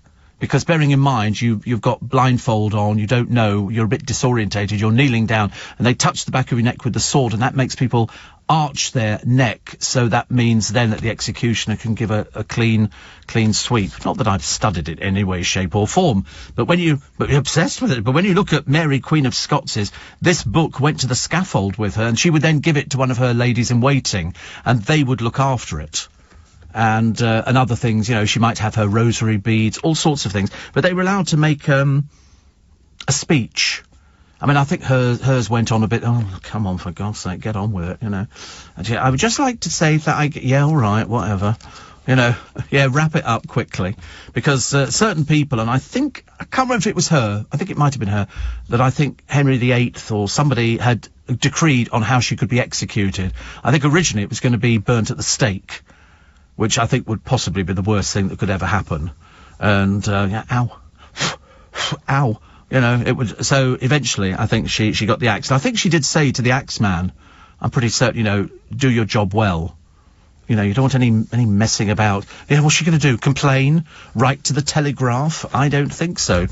But it's interesting that they still have these books, but the fact it's owned by the Pininsky Foundation in Liechtenstein makes you wonder what else they've got to have stuff like this.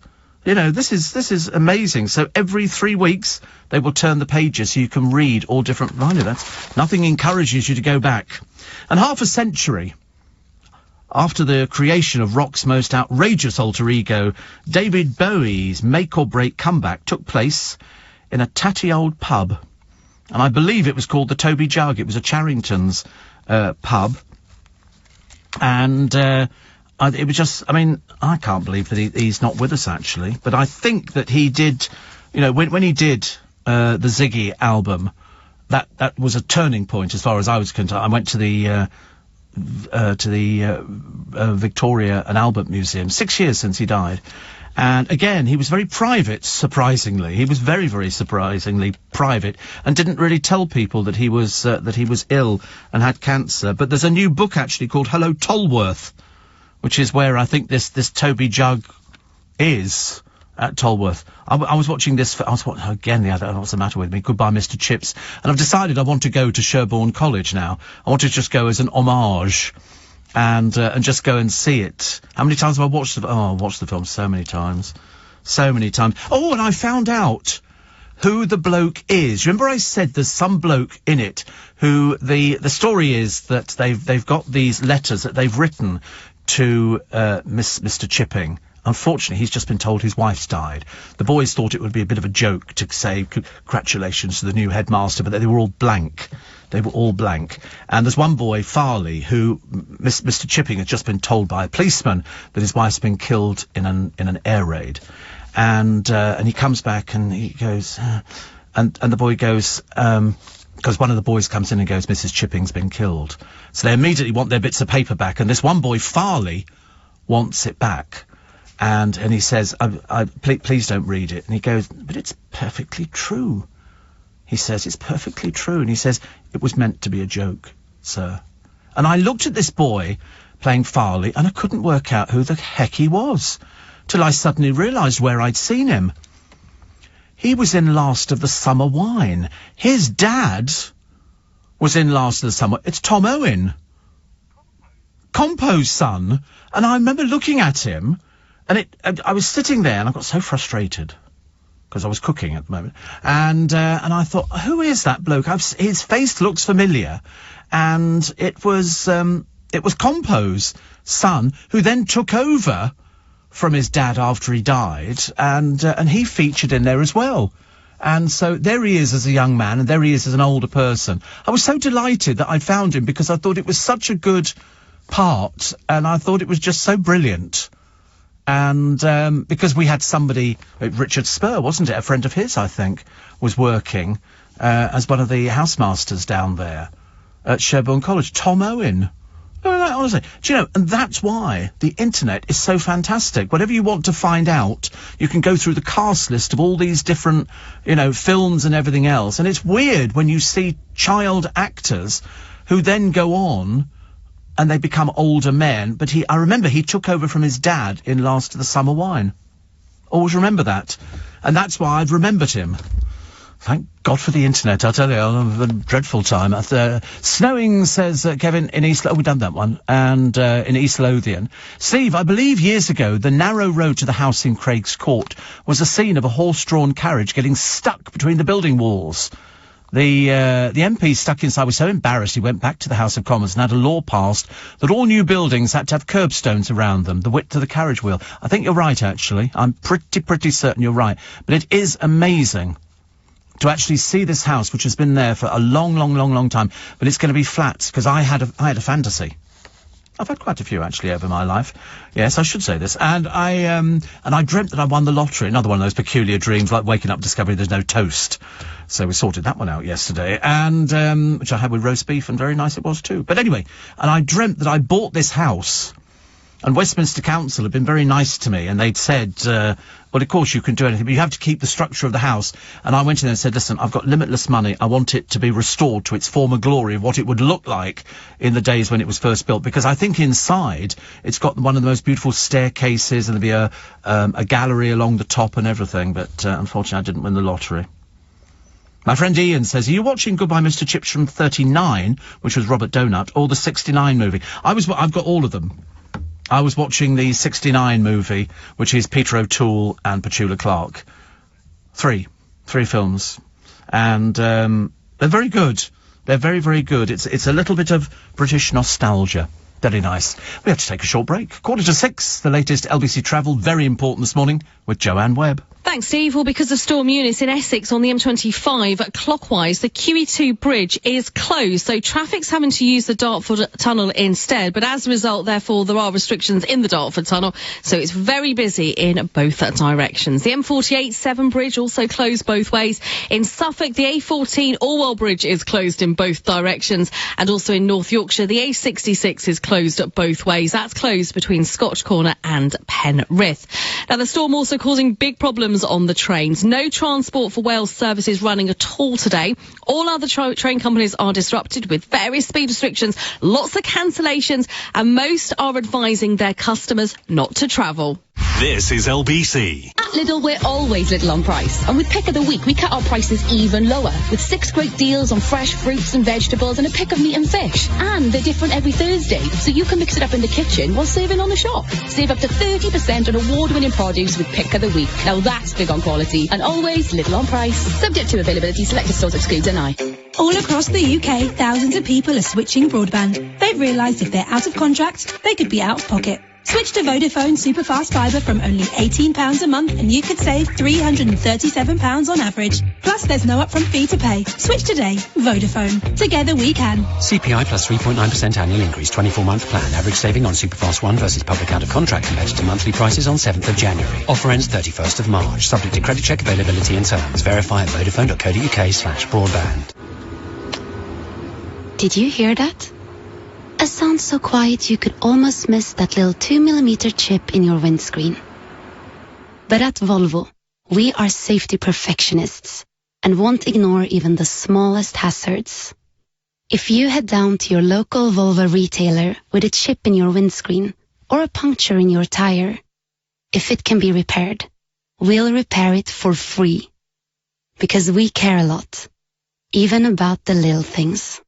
Volvo vehicles only. Repairs carried out according to Volvo safety standards. Chargeable replacement available if required. Terms and conditions apply. Find out more at volvocars.co.uk. It's that time of night, Jane. Bedtime? No, time to film Gary shaking his moneymaker. But it's so dark. His booty will shine brightly with your Samsung Galaxy S22 Ultra. Oh, he's so crisp. That's nightography, Jane. And overconfidence. Get back out there with the Samsung Galaxy S22 Ultra. Pre-order yours at Samsung.com and grab some epic Galaxy Buds Pro on us. Purchase by 5th of April and claim on website within 60 days of receipt. Terms apply. You, waiting to get your first home. It's long. But with a Barclays Family Springboard mortgage and some help from the family, you can make your moneyverse work for you. That dream home. It's yours. Hosting your nearest and dearest. Take their deposit returned with interest. Double tick.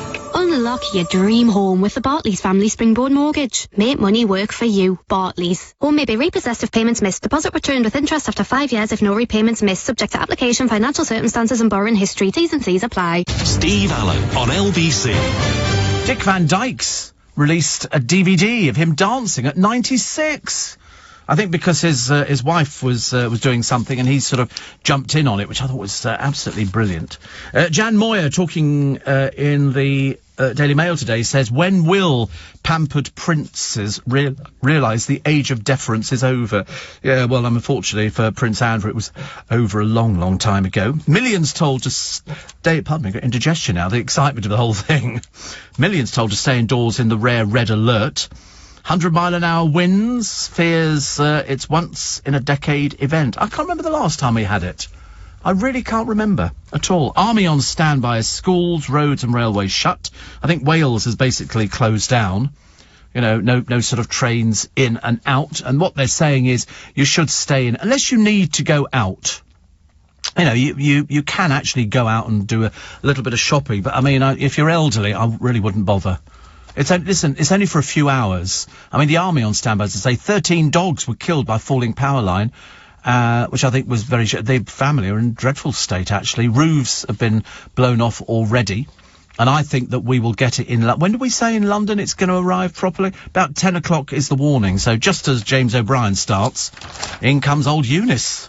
In comes Eunice, and we all have to sort of take it on. The secret justice row over vile text to kill a cop. 3 officers now charged over swapping grossly offensive messages with Sarah Everard's murderer. But actually, there was another thing I read the other day. It was in a recent survey. Most people within the Met did not want Cressida Dick to go. They were all fully supportive of Cressida Dick, which I read this the other day. They said the person they wanted to go was the mayor of London. That was the one they wanted to go, which I thought was interesting. So here we go. The trampoline which hit a train, named after Sir Tom Moore, Captain Sir Tom Moore in Cardiff. There were also lots of cancellations. A tree fell on the railway tracks in Keighley. A tree falls on the power lines for the railway near Lockerbie, burst into flame. That's the one that you've probably seen.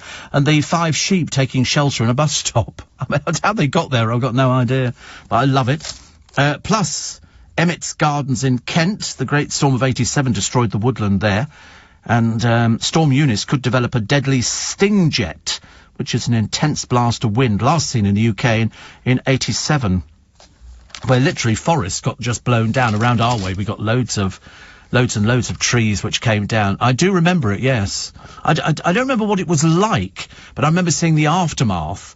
And around Twickenham, we've got a lovely house. I can't remember the name of it at the moment. It'll come to me in a second. Marble Hill. And they've got lots of old trees. I mean, they are so old, you look at them and you go, oh my God, you've got history. Big, you know, the girth is absolutely enormous. Thank you. Absolutely enormous and really beautiful. And then a couple of those came down during the storm. And you can imagine the roots go for ages. So when the tree comes down, it basically rips all the roots at the same time. And so they stood there for ages and ages. It was the worst storm, I think, in 300 years. And I've seen around Richmond Green, there are some lovely houses down there with trees in the gardens. And you think, oh, blimey, that could be a nightmare. I mean, in that storm of all those years ago, I think 33 people died. And the hurricane force winds battered Kent and the southeast of England. This was 1987. There'll be many of you who remember this. And the Channel Ferry, which was driven ashore near Folkestone. It just seems very odd. All of a sudden you've got a Channel Ferry, and then you've got sort of 15 million trees were lost. Railways were blocked, roads and everything else. So, you know, if you live in one of those neighbourhoods where you sort of park under trees at the moment, would like to find somewhere else. You know, that might not be the best thing. And, of course, it was all happening in the early hours of the morning. But, Roger says, have you noticed how the roads around London have far less traffic and pollution since the extended ULEZ zone was introduced? No? I always love it when they say, we're going to be doing this. And they think, yeah, what for? Just leave it. Just leave it. Josie in Cambridge here said, it's been a lovely still night, but now my bedroom curtains have started to move in a gentle breeze. Could this be the start of Storm Eunice? It could be. Could be. I just think people have to be aware. That's all I'm saying to you. I just think you should be aware. And Peter says, just put my 2 charging machines, Steve, on charge. Handy if you've got one. Advice to everybody, go and put on charge in case the power is lost. Well, it might be. It might be. Chris in Sutton says, I'm looking forward to the live show. We'll be sitting at the back in one of the best seats in the house, right by the bar. Only got one seat as the wife will be at home with the children. But it will be a fantastic afternoon. I was going to make you a sparkly clipboard for your notes, but I didn't get round to it. Will you have the special jacket? I was debating the colour, actually. I don't know what colour sparkly jacket. What am I doing? Oh, right. Well, look at it. This is the early rundown. 2,000 properties without power in Devon and Cornwall. But they expect them to be back on in 2 to 3 hours. Don't open your freezer. If you lose power, if all of a sudden everything goes bang and it goes off, don't open the freezer panicking, because the food will remain frozen whilst that door is closed, okay? Just what I tell you, just what I tell you. Jules says, just finishing off another kitchen installation in sunny Auckland. 6:30 p.m. here, so I'm just knocking off and heading to Oriwa Beach for a swim as I'm too hot. Have a safe weekend. No, the safe weekend needs you to be safe. I know a lot of the beaches in Australia have been closed, actually. Abby says, I've decided I need to watch Goodbye Mr. Chips. Which version do you recommend? I'll have to go for 2 of them. The 1939 one with Robert Donut and I think Greer Garson. And that was, I can't do one. Because Petula Clark's very lovely and Peter O'Toole is very lovely as well. And he's just, when you watch it, you suddenly realise what a brilliant actor he is. Because he's sort of, I don't know, I can't describe it to you, but it's very sad. Very, very sad, but he does get, I'll ruin it for you now, he does get to be the headmaster of the school, but not for very long. No, there's no point in watching. It is good, because you're getting to hear music by Leslie Brickus. And I don't know why they don't do it on stage. They should do Goodbye Mr. Chips on stage. I would definitely be buying a ticket for that one, actually. What else we got? Trying to find something. There's Putin, but as I say, when we got hurricane winds around the corner, I'm not really worried about Putin at the moment.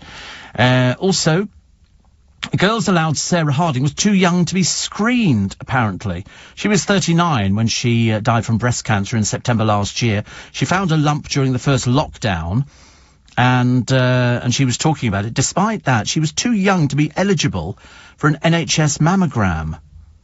I didn't know that there was an age on breast cancer and things like that. There's an age. She said she was told she was too young to be eligible. So by the time it got to 2020, the disease had spread to other parts of the body. She was one of about 10,000 women each year in the UK who develop cancer under 50 before the screening begins. Around 2,500 women under 40 are diagnosed every year. So she announced her terminal diagnosis last March, and she died 6 months later. In her memoir, she told how when she initially felt a pain in her breast, she'd assumed the lump was a harmless cyst caused by her guitar strap.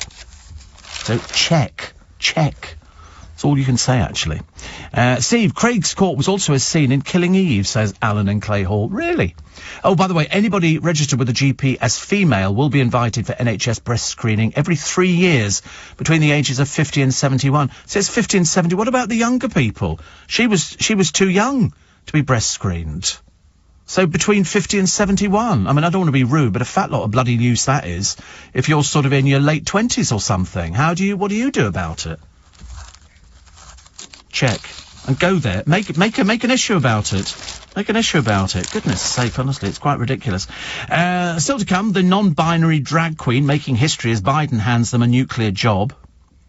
I get a bit confused by this non-binary thing, I have to be honest with you. And the billionaire's war with the council over its anti-terror barriers.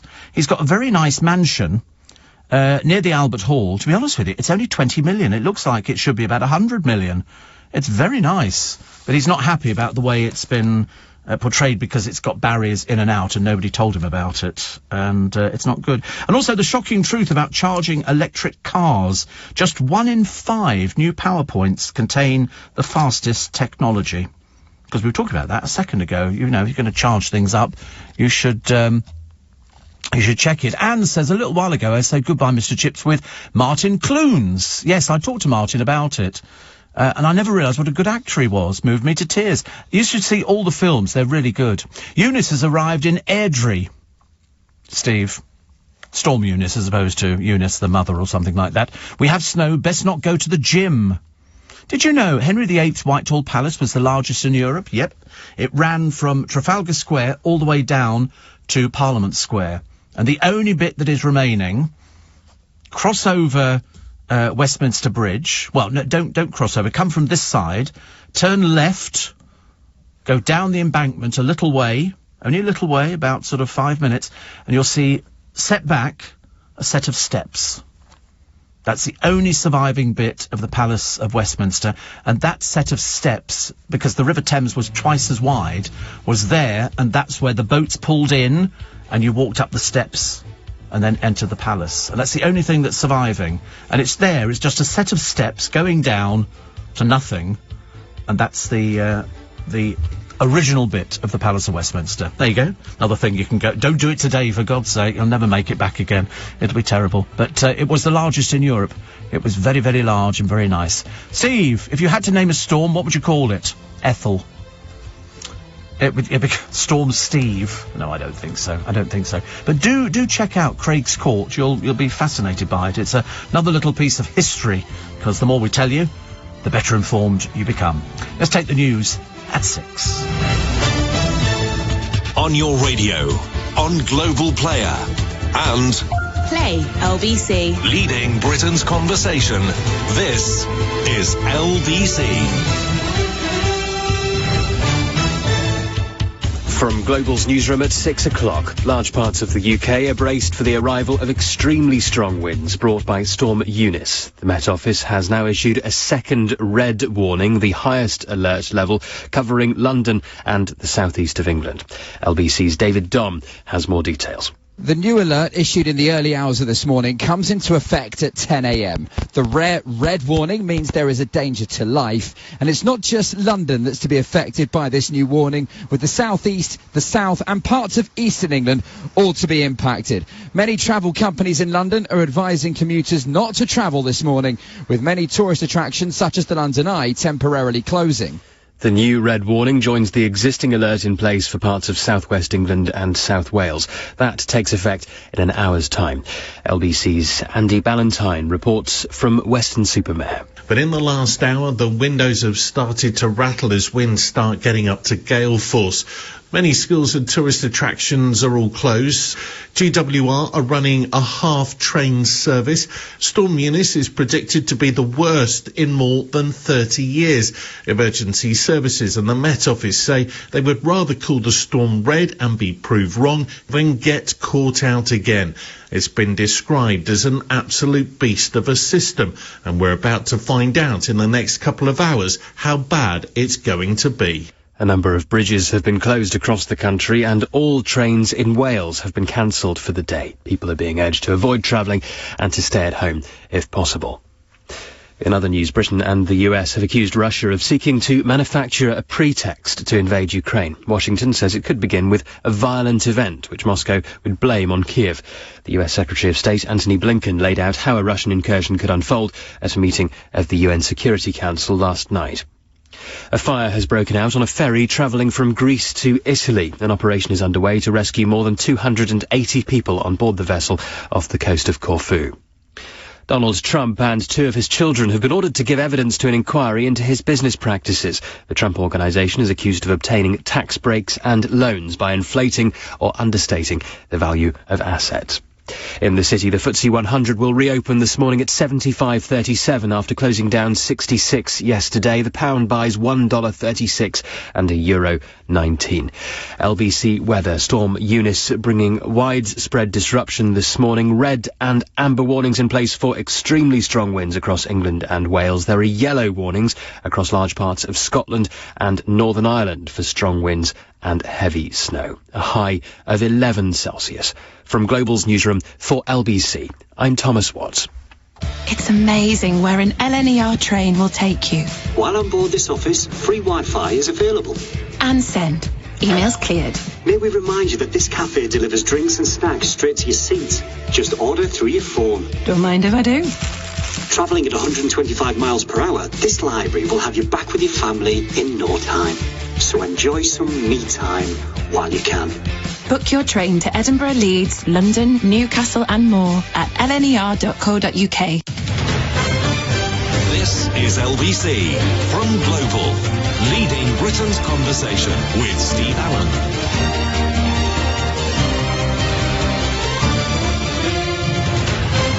Morning, everybody. Oh, I don't know. We're now worried about buses being cancelled. Walking into work in York, says Julie. A bit blowy. My daughter Ellie and I are looking forward to seeing you on Sunday at the meet and greet, but my train from York to London has already been cancelled once. I've rebooked, but I might just set off walking now just to be on the safe side. Shouldn't laugh about it, really, should we? Definitely not. On my drive to commute to work for a blustery deal, I'd rather stay at home, but somebody's got to drive my London bus, says Paul. Yeah, I'm assuming that most of the buses are running, although Minty's a bit worried that her bus might not be running. So we'll find out.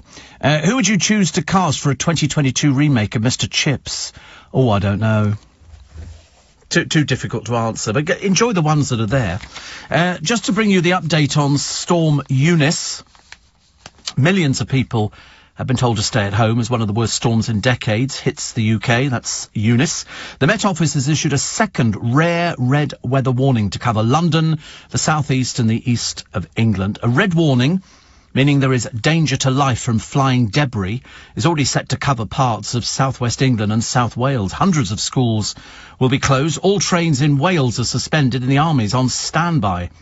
People have been warned to tie down objects in their gardens, fasten doors and windows and keep cars locked in garages if possible, away from trees and walls. And the Met Office said people should avoid travelling if they can and stay at home when the winds reach the highest speeds. It's roofs, isn't it, that you worry about? You know, 1 minute you don't want the roof to come off, and then all of a sudden there's wind and rain and all the other bits and pieces. But we'll keep you updated around the country all day on LBC, and with your help as well, you can fill us in. I think it's going to be at the time that James O'Brien starts. I'm convinced that just, that's it. I mean, I think schools across 9 counties in the Republic of Ireland are to be closed, as hundreds of ones here. But it's these signs that they just put up going flood, because they're lightweight. They fall down with any gust of wind anywhere at the moment. So these things flying through the blooming air, attacking to the side of cars and everything. They normally put, but sandbags aren't going to be much use in a blooming storm, are they? Not when it's 100-mile-an-hour winds. Can't see a there.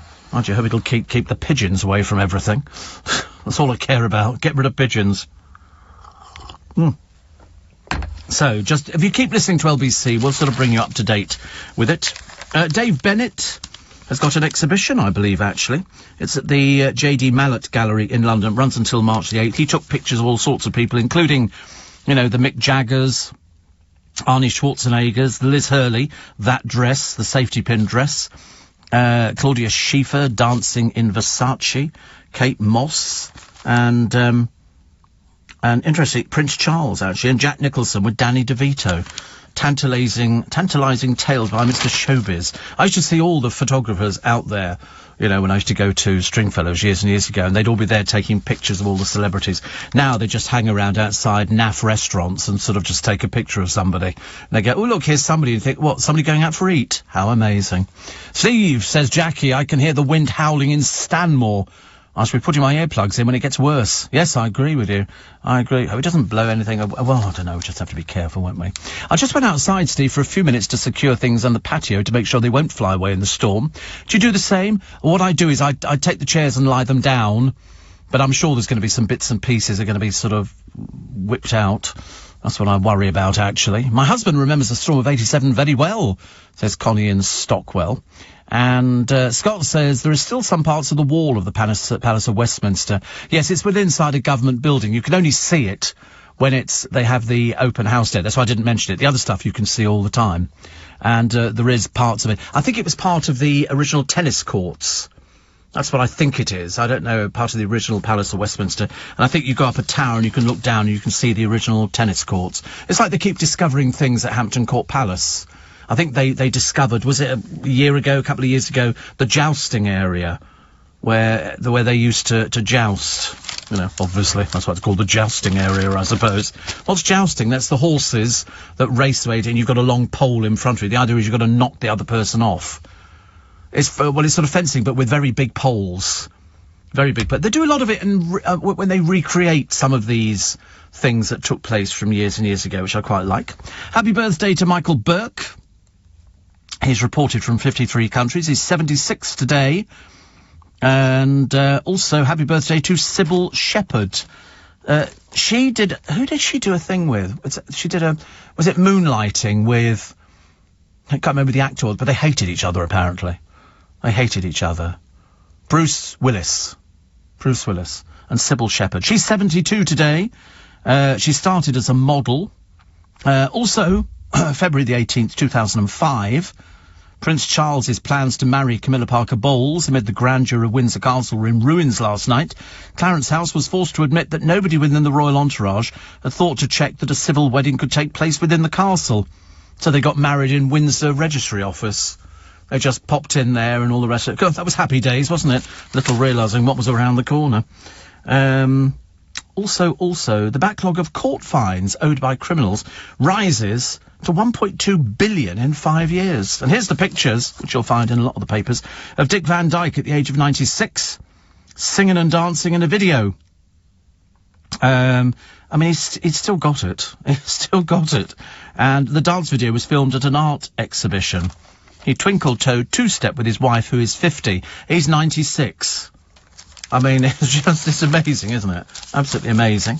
What was the other one that I quite liked? Apparently all those fans who've swooned over James Norton should brace themselves.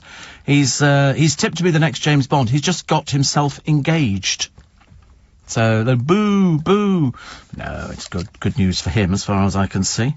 And, somebody works for a news, whatever it is anyway, but she's obviously desperate to be famous, this particular person, because she's in conversation with the BBC to get her on to Strictly Come Dancing. Honestly, they're so desperate, these people, aren't they now? One minute you read the news, well, you can read auto cue, so it's big words on a moving thing, and the next minute you go, oh, of course, I could do dancing, Strictly. Could I? Really? How boring.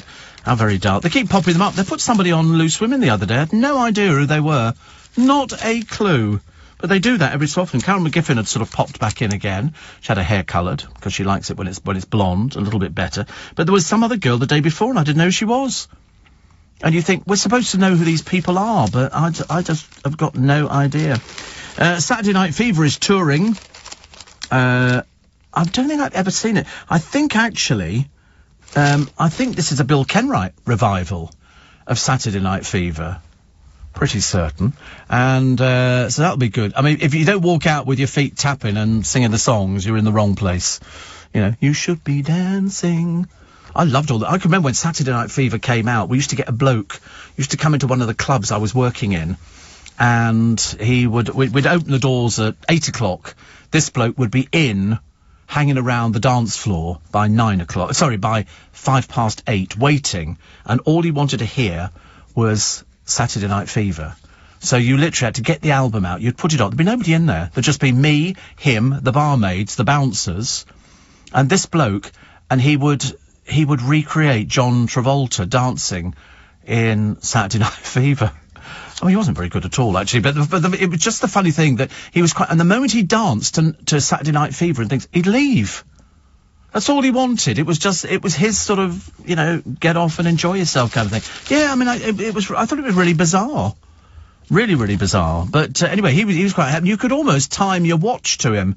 He'd be in there, you'd have to, the moment he came in, you'd put on, Night Fever, and he'd do the whole bit. And I'd have to play with the lights and all this kind of... It's far too complicated to be DJs in those days. Far too complicated. Chris says, went to the Beano exhibition with my son on Wednesday at Somerset House. Yeah, I've seen all the adverts for it, and of course I pass it daily on the bus. Some of the original artwork from the... oh, there we go. Look at you. What are you eating on the bus? What are you eating on the bus, for goodness sake? he said. But anyway, it was very good and some original artwork in the first issue on show, but the gift shop was extortionate. But we did have great fun in London. Top of the bus at the front, along the Strand to Oxford Street. Shame the House of Fraser closed. There we got his Lego in John Lewis. We've got a Lego shop here in Leicester Square, haven't we? We've got the Lego shop. What do you mean you didn't find it? And that's the original Beano, is it? You know he's a big collector of comics. Jonathan Ross collects comics. And they fetch huge amounts of money. I mean, absolutely huge amounts of money. It's never interested me at all, but the Beatles exhibition, I know it's at Somerset House, Chris, because I remember as the bus turns right over Waterloo Bridge, they've got the big sign up just outside that entrance where they've got a little cafe. Jan in Bushy in Hertfordshire. I know that because I know your Costco very well. Went to see Moulin Rouge last week, fabulous show, but whilst walking to and from the theatre, I was bitten by an insect. I got a lump the size of a boiled egg and needed antibiotics. What on earth could have bitten me in mid-February? God knows. That sounds a bit bizarre, doesn't it? I've never heard of that. What on earth could you have been bitten by? I mean, if the producer lived near Bushy, I'd have said the producer, but I mean, I think it's unlikely to be him. On the 10th floor, which is pretty exposed, says Conrad, so expecting a bit of battering later. Yes, I'm on the 3rd floor. I'm not expecting any battering at all. I shall be out and home before it even gets there. Mind you, I might be lucky. People might have cancelled all their work and things from Waterloo Station. I might actually be able to get one of those bacon rolls. Not that I believe they ever exist. I think every cloud, as they say. -2 up in Glenlivet, and not a jot of any storm or snow to be seen. Well, wait and see. Andy in Hertford is off to see his Saturday Night Fever tomorrow. Can't wait. You'll love it. You'll love it. Julietta, morning. Says, I think the bulk of the storm of 87 must have been overnight. I woke up to find LBC was off air for me. Oh, right. Yes, well, as far as I know, we didn't go off air. I think we did stay on air the whole thing, but it was just trees all over the place. And Alex says, looking forward to seeing you on Sunday at the Leicester Square Theatre, if not blown off the face of the earth before then. Wind picking up in Newham. Wind picking up. What was that line they used in Mary Poppins? Wind in from the east. And then you see all these lovely old ladies, all in black with their umbrellas up, all being blown away. It's fantastic. I loved it. Loved to have been at the recording of that. One of my favourite moments. 6:15, the news headlines this morning for you with Thomas Watts. A second red weather warning has been issued across large parts of southeast England ahead of the arrival of Storm Eunice. Hundreds of schools will close today, and public transport operators are advising people to avoid travelling. And a fire has broken out on a ferry travelling from Greece to Italy with more than 280 people on board. LBC weather, extremely strong winds across England and Wales, snow later in Scotland and Northern Ireland, a high of 11 Celsius. LBC Travel, I'm Joanne Ware. Because of Storm Eunice in Essex on the M25 clockwise, the QE2 bridge is closed. Traffic's having to use the Dartford Tunnel instead. It's very slow clockwise from junction 30 at the A13 and anti-clockwise there's a queue from junction 2 at the A2. The M48 Severn Bridge also closed both ways. Traffic is using the M4 instead. In Suffolk, the A14 Orwell Bridge is closed both ways, and in North Yorkshire, the A66 is closed in both directions between Scotch Corner and Penrith. On the train, no transport for Wales services running throughout today. All train companies are disrupted, lots of speed restrictions, and also most train companies are advising their customers not to travel. This is LBC. When we make a Boots product, we make sure you're getting the best. Whether our scientists are searching for the next big thing, like our Boots tea tree and witch hazel charcoal bar, or our experts are ensuring only the best goes in, like our Boots Good Gut Live friendly bacteria, or our developers are striving to make what's best for the planet, like our plant-based tampons and washable nappies. You can guarantee that if it has Boots on it, it has our best in it. Boots. With you. For life. Calcium supports the normal function of digestive enzymes. This is LBC. At Kia, we believe movement inspires ideas. Take the all-new Kia Sportage. Our sporty SUV with a striking new exterior and advanced interior creates the space to get inspired. Available to order now with hybrid electric technology. And you get £500 towards your PCP deposit and 3.9% APR representative when you order by the 31st of March. Search Kia Sportage. Kia. Movement that inspires. 3.9% APR representative, Kia Finance. We are safe homes and happy residents. We are a relaxing night's sleep. We are Eco. Detecting the undetectable, leading the way in fire and carbon monoxide protection. And that's not all. With HomeLink, you can monitor average temperatures, moisture levels, even CO2 levels, so your home is safe. eco.co.uk. Safety first. Eco first. You love Zoom for video meetings? Now, choose Zoom to power your phone communications too. Zoom Phone works seamlessly within the Zoom app as your business phone system. Zoom Phone's secure HD audio and enterprise-grade reliability keep you connected to your teams and your customers. And it's easy to use on mobile, desktop, or desk phone. Empower your workforce with Zoom Phone. Zoom. How the world connects. It feels so good knowing PensionBee combined your old pensions into a simple online plan. PensionBee. Be pension confident. Authorised and regulated by the Financial Conduct Authority. Capital at risk. Meet Sarah from WG for Business, the business supplies and facilities people. You've heard how we can save you money on your business supplies. Here's how we do it. Consolidate your business services and supply spend with WG for Business, and you will save. Not might or could, you will, because that's what we do. WG for Business, saving your business. Text Sarah to 88802. 3 months invoice audit and conditions apply. Get price guarantee at wgforbusiness.com. The salsa, the tango, the lambada. They call it the forbidden dance. Won't stop me. The dance floor is where I belong. But lately, not always hearing the music has had me looking like I have 2 left feet. That's why I got these hearing aids from those superstars at Specsavers. I wish I'd done it years ago, 'cause now I'm back, shaking my... Specsavers Advanced Hearing Aids.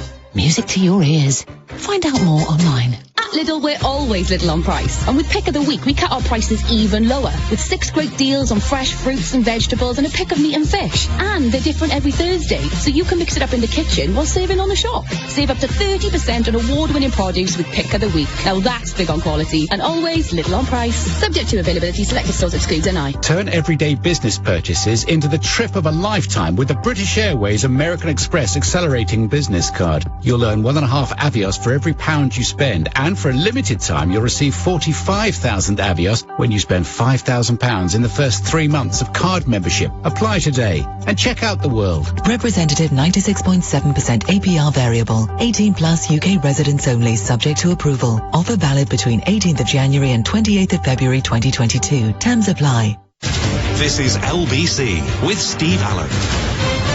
Morning. So it's building up. We've got an absolute army of reporters out there to bring you up to date with the storm and how it's going to be affecting you.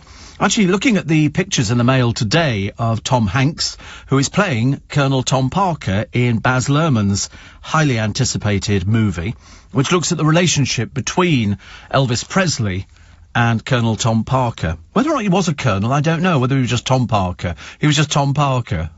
They sort of made the other bit up. But there's a 3-minute tease which is going to set the world alight, as the wily Parker, Colonel Tom, says. Hanks is seen telling him, "I wish to promote you, Mr. Presley. Are you ready to fly?" And that's what they had. They had no contract at all. But the story is set against the backdrop of political unrests and the killing of President John F. Kennedy and Martin Luther King. After a slow decline, Presley died of heart failure back in 1977. He was only 42. Tom Parker had immigrated illegally to the United States at the age of 20, resided in the country without legal status for the rest of his life, never left the country's borders, although you might have some dispute over that. They thought that's why Presley never toured abroad, because the Colonel couldn't go with him, even though Presley did land in this country. He did set foot on soil here and then went off again. And, no, it was after the RAF. I'm pretty certain he landed at some airport in Scotland. I'm pretty certain. But anyway, he changed his name. This is Tom Parker, and his claimed to have been born in the United States, which of course he wasn't. He was a carnival worker by background, moved into music promotion, 1938, working with Gene Austin and the then country music singers Eddie Arnold, Hank Snow and Tommy Sands. He also assisted Jimmy Davis's campaign to become the governor of Louisiana. As a reward, Davis gave him the honorary rank of colonel in the Louisiana State Militia. That's why he was called Colonel Tom Parker. Did you know that? I didn't. I've learnt that. So Elvis did there you go. He did set foot in the UK, at least once, at Prestwick Airport, South Ayrshire, on his way home from military service in Germany in 2008. However, a strange story came to light that perhaps he'd spent the day driving around London observing landmarks with the English singer Tommy Steele in 1958. Yeah, I knew that as well. I knew that. Now, whether or not I started the rumour... No, I mean, I'm not sure, actually, whether or not I mentioned it to Tommy Steele, because there was always this rumour that Tommy Steele showed Elvis around the sites in this country. But I don't think he did. I think that Elvis had landed at Prestwick. He'd literally set foot on the soil, and I think there were a couple of photographs that were taken, or he signed some autographs or something, and then he got back on the plane and off they went again. Stuart and Minty from Weymouth. What, another Minty? Can't believe it. 2 Minties. What does that make? It makes double Minty. Double Minty. And looking forward to seeing you on Saturday. Booked Joe Allen beforehand. How nice. I hope the weather's okay for you. Susie in Greenwich says, I'm so looking forward to Sunday afternoon. I was fortunate enough to purchase the last ticket in the Leicester Square Theatre. Break a leg. Oh, don't say that. Not the way. I fall over everything at the moment. I'm terrible.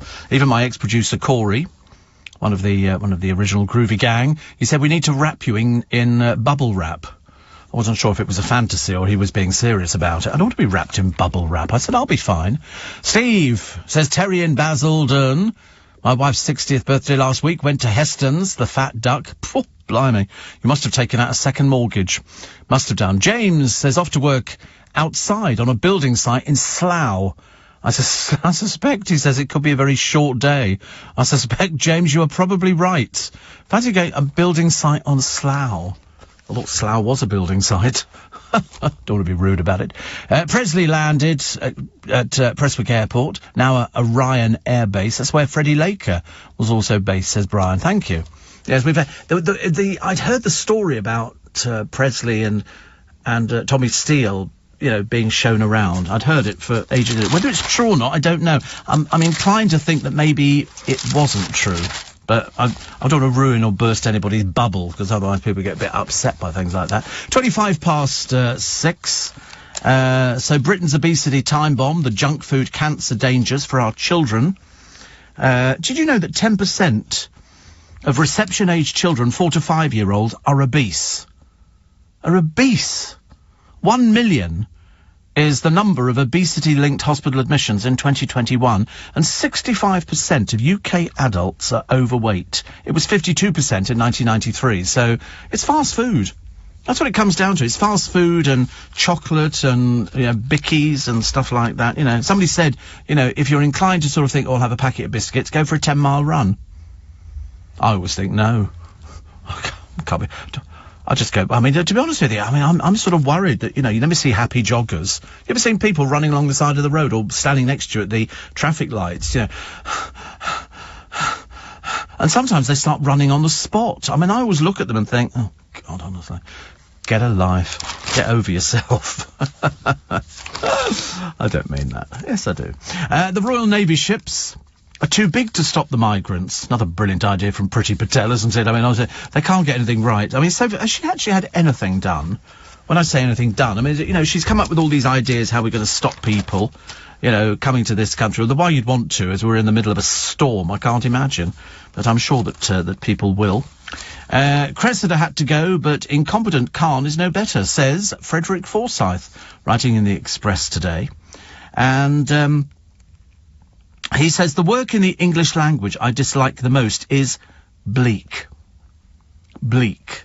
He says it's only 5 letters, but it implies cold, raw, wet and grey. Also charmless, depressing and utterly devoid of cheer. One of our dreariest poems begins, in the bleak midwinter. Well, that was a carol, was it? In the bleak midwinter. He says, this year, January, I left lightly, but February is bleak. I can, with difficulty, wait for it to be over. The Romans got it right. They named January the time of new openings and March the month to break out of camp in order to pursue Mars. February. They were called the month of fevers. They were right. He says, roll on Mars. March. Roll on March. Roll on Mars. Imagine. Martin Clunes gets a warm welcome from locals as he returns to Cornwall to film the final series of Doc Martin. Filming of the 10th series of the ITV drama began this week in the fishing village of Port Isaac, and there'll be a Christmas special to follow as well. And he gets a hug when he goes back, because people like him. He's nice. He's a nice person. Companies being formed to install cash services in towns where banks have closed their branches. I love it. I love it when you can pay in. Because, I mean, years ago, people used to get things like cheques, or you'd pay money in or something like that. Nowadays, who pays money into banks? I don't know anybody, actually. Was I ever paid in cash? I don't know. The taxman listening? I don't know. Was I ever paid in cash? I mean, I was back in donkeys years ago. I told you.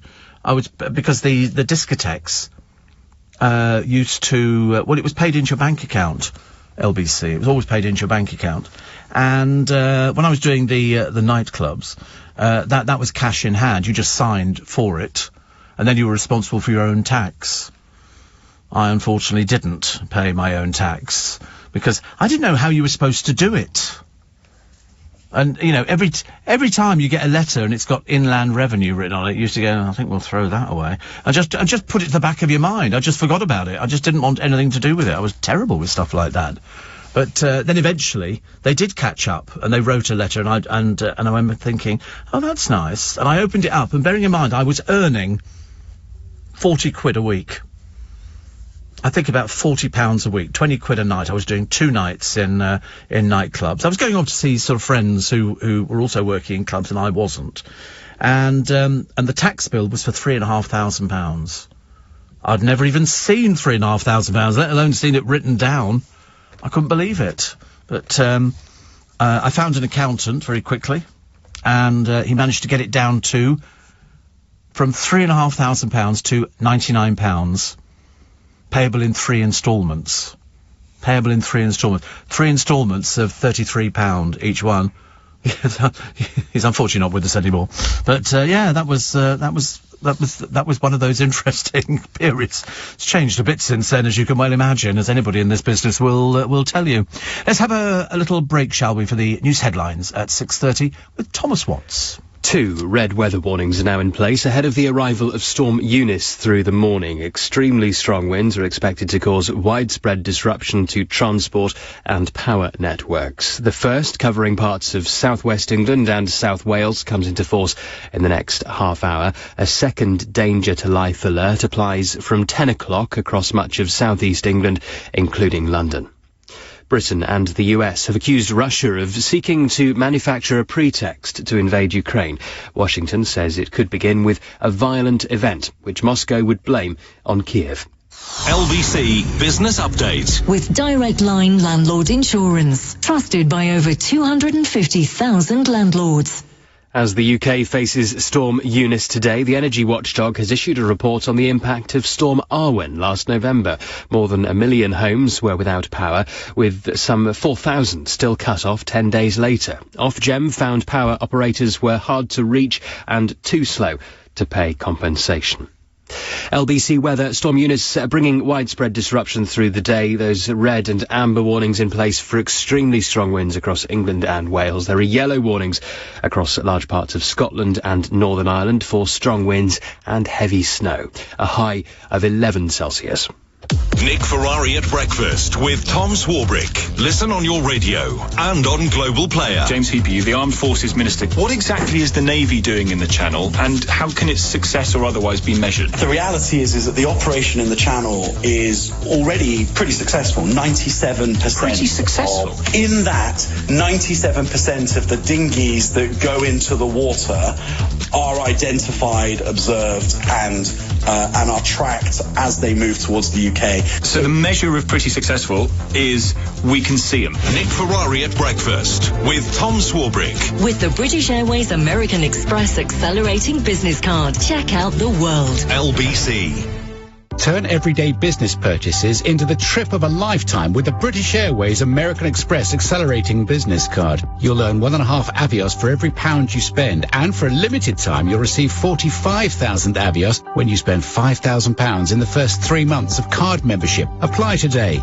and check out the world. Representative 96.7% APR variable. 18 plus UK residents only, subject to approval. Offer valid between 18th of January and 28th of February 2022. Terms apply. Hold on to your mugs. EE's Full Fiber is here. New broadband that can handle anything. And whatever you think that means, times it by a zillion and dip it in chocolate. Because this broadband connects 100 devices in your home. Search EE Full Fiber. 18.3% UK availability. Check coverage at ee.co.uk. Never without your bag for life? Locally grown veggies on the dinner table? Or always recycle your plastic waste? You already go the extra mile for the environment. Now your savings can make a difference too. With NS&I Green Savings Bonds, you can save up to £100,000 and help to make the environment greener, cleaner and more sustainable. Save today at nsni.com. Soup, the humble dinner-time hero. Seriously, for soup is a one-pot wonder. Packed with veg, uses up leftovers, and ready in no time. So go forth, chop, boil, blitz, and make veggie soup. A cheap and easy way to help our health and the planet, one bowl at a time. Sainsbury's, helping everyone eat better. Research shows eating in line with UK dietary guidelines will be better for the planet than the current average UK diet. Find out more at sainsburys.co.uk/helping everyone eat better. At Kia, we believe movement inspires ideas. Take the all-new Kia Sportage. Our sporty SUV with a striking new exterior and advanced interior creates the space to get inspired. Available to order now with hybrid electric technology. And you get £500 towards your PCP deposit and 3.9% APR representative when you order by the 31st of March. Search Kia Sportage. Kia. Movement that inspires. 3.9% APR representative, Kia Finance. Matt is hoping this shower will bring him back to life after an eventful night. You see, he's just bought an energy-efficient boiler from British Gas for just £35 a month, and it could save him £240 a year on his energy bills. So, the only thing Matt needs to worry about is... This isn't my shower. Search British Gas new boiler. Conditions apply. British Gas New Heating Limited is a credit broker, not the lender, and uses a panel of lenders. Representative example. Cash price £1,666. No deposit. Total payable £2,098.20. APR 9.9%. New boiler saving compared to G-rated boiler. Steve Allen on LBC. Text 84850. Morning. Jack says, looking forward to seeing you tomorrow. I hope not. I'm not doing it tomorrow. I'm doing it on Sunday. I don't want to do it tomorrow, definitely not. He said, treated my friend who is a super fan of yours for Christmas. Going to make a day of it. Well, definitely not tomorrow. Definitely, you'd be a bit early if you were checking in tomorrow. Paul in Windsor says, I recently watched a great Ealing film called Lease of Life, in which Robert Donut played a Yorkshire vicar. No, I think he's a great actor. And Robert says, I'm pretty sure Tommy Steele confirmed the story in an interview. Not totally convinced. Wet and windy morning, Steve, says Diana in Herne Bay. I was 16 in 1960 and worked in London until 1964. I saw West Side Story in Tottenham Court Road at least 7 times and loved it. Just rewatching it recorded on my PVR, and although I still find it charming, it seems a bit old-fashioned. Yeah, I can't wait for the new version. And I live about 300 yards from the sea and have my weekly hair appointment at a salon even nearer at 9 this morning. I won't let her down, but could be going for an involuntary swim instead. Yeah, exactly. Steve, great day for the Dagenham roofers. Ching, ching. Yes, I should imagine so. I should imagine anybody who repairs things, there'll be all the tree people, everything like that. It's all, all the people who can sort of help you, get you out of a bit of a mess. So the travel disruption. All train services in Wales suspended today, while rail companies are urging other customers not to travel. Blanket speed restrictions set to be imposed on the main rail lines across the country. Several train companies and airlines have warned that their passengers there will be disruptions to the journey during the storm. Some travel companies have urged their passengers to amend the bookings if possible. Great Western Railway said they expected to cut half of its services today, and some branch lines in Devon and Cornwall will also close. West Midlands Railways also issued a do not travel warning and says there will be a significantly reduced service, whilst London North East Railway urged customers with tickets for today to travel tomorrow or get a refund. Avanti West Coast said in a tweet, if you have a ticket to travel with us today, the 18th, we strongly recommend not travelling due to Storm Eunice. And for air travel, British Airways have said on Twitter that Storm Eunice has caused significant disruptions to the flights today, and airports are urging customers to check the flights and their availability. The Met Office, meanwhile, are saying the whole of the country will be affected by this strong and damaging wind, which will cause significant disruption. You'll see significant delays to travel and power cuts, so you should avoid travelling if you can and stay at home when the winds reach the highest speed. Are you supposed to know that? I've got no idea. Are you supposed to... Is this faster than what's a minute? I don't know.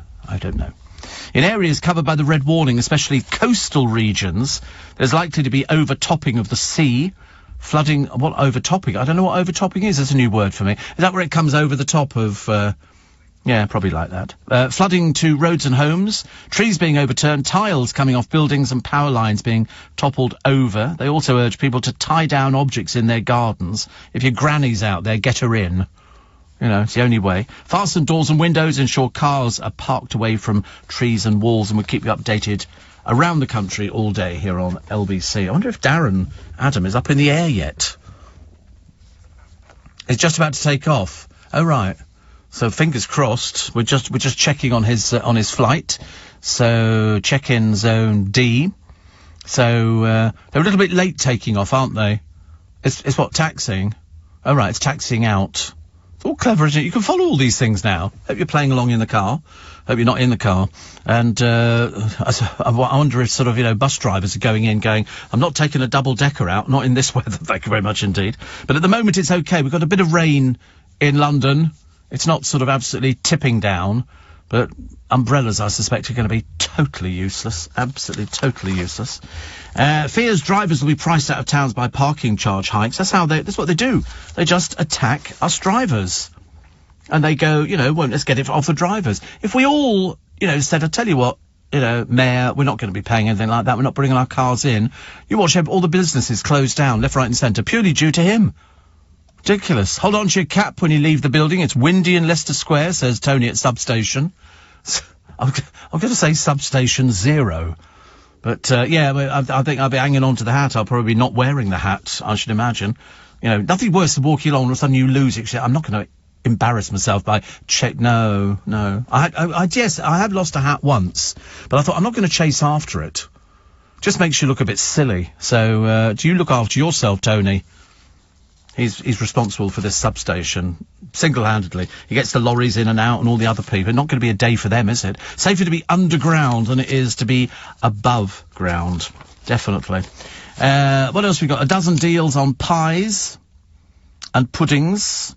I like steak pies. I've not had a steak pie for years. I haven't had anything like that. I like a steak pie. Steak pie and chips would be really, really nice. Steak and kidney, yeah, anything like that. To be honest with you, I'd rather have chicken curry pie. Laverstock Farms, I told you, did the best one I've ever had. It was so full. You know, normally you sort of cook something and then you take the lid off the actual pie and a rather pathetic little hat. But no, not with Laverstocks. They were amazing. The real Charlie Chaplin in cinemas now, one of Hollywood's first megastars. And it gets 4-star review.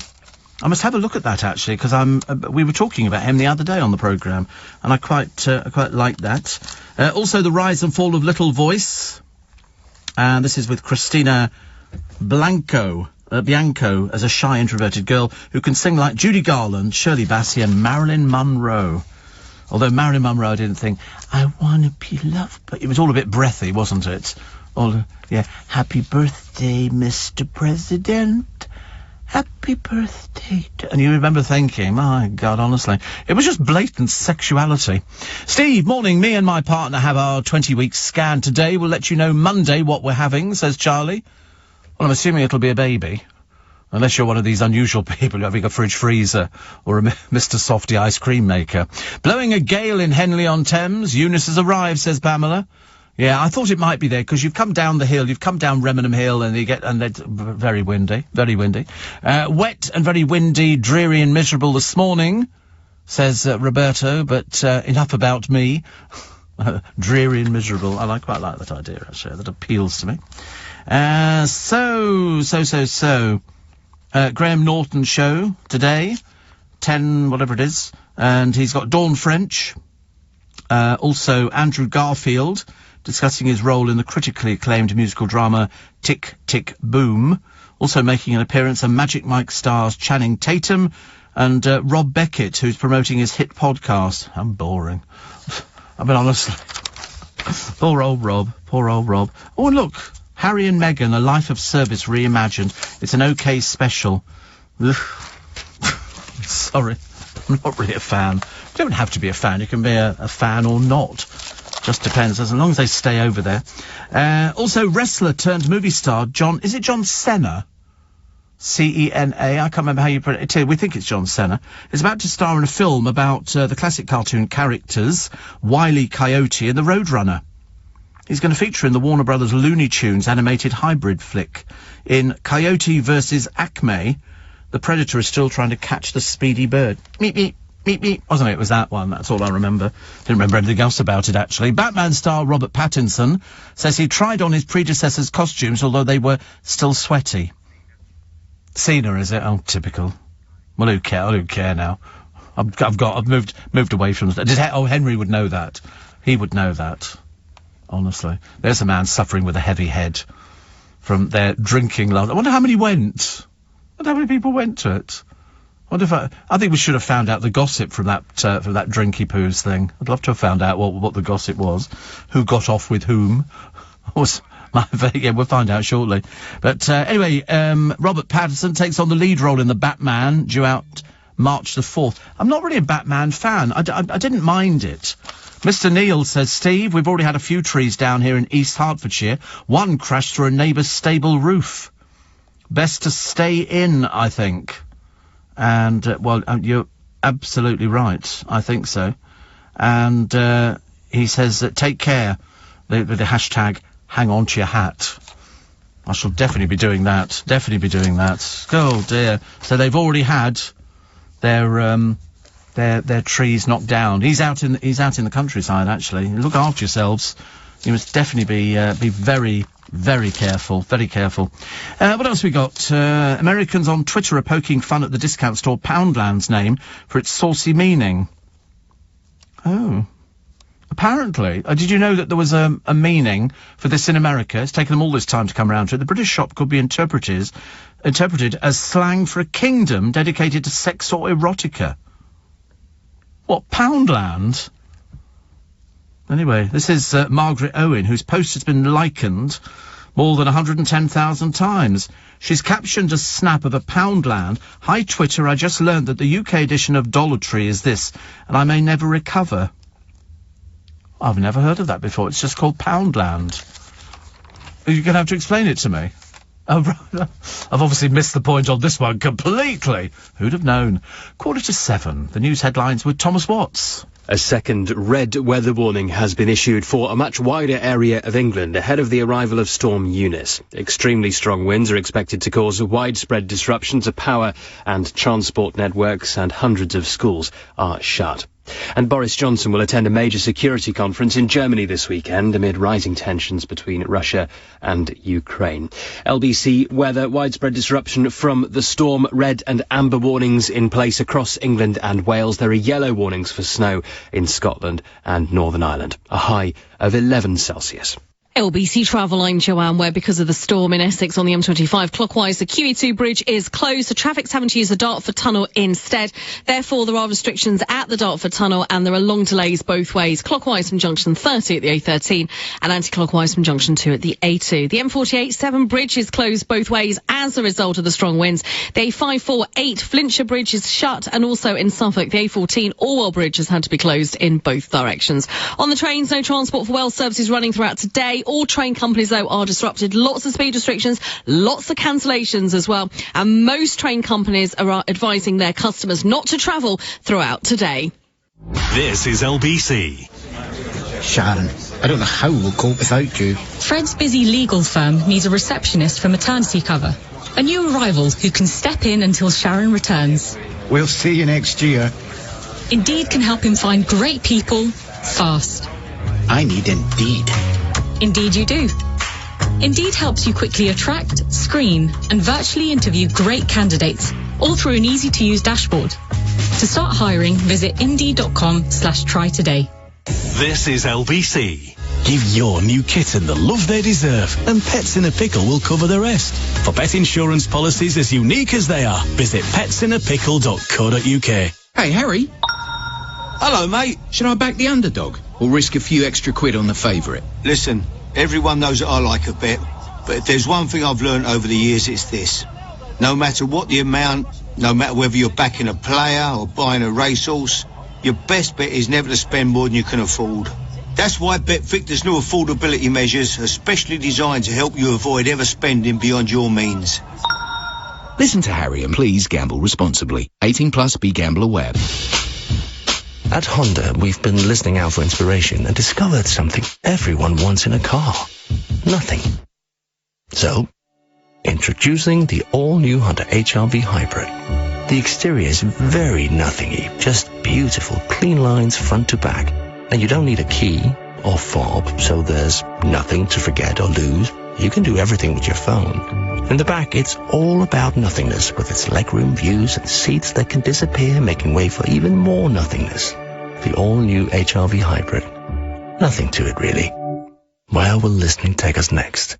Honda, the power of dreams. Introducing Chase, the digital bank that makes every day rewarding. Hold on, what does that mean? Well, you get 1% cash back on your everyday debit card spending. What, like on my groceries? Yes. Any other benefits? You can speak directly to customer support 24/7 in just a few taps of the Chase banking app. That's great. Anything else? We charge no fees when you use your Chase debit card abroad, and you still get 1% cash back. Bueno. So who are you again? Chase. We're a digital bank that's trusted by millions of customers in the US. All right, how many millions? Over 56 million. Impressive. Where do I sign up? Just search Chase Bank. Make more of every day. Chase. Cashback exceptions apply. Available for the first 12 months. 500,000 businesses connect using Zoom. A single platform for video, phone, chat and conference rooms, Zoom enables real-time collaboration, no matter where your teams are. Global enterprises trust the easy-to-use, reliable and secure Zoom platform to power high-performance teams. Empower your workforce with Zoom. Save 15% on meetings, chat and phone with a Zoom United bundle. Visit zoom.com/bundle. Zoom. How the world connects. Oh. No. Oh. Ugh, you're kidding.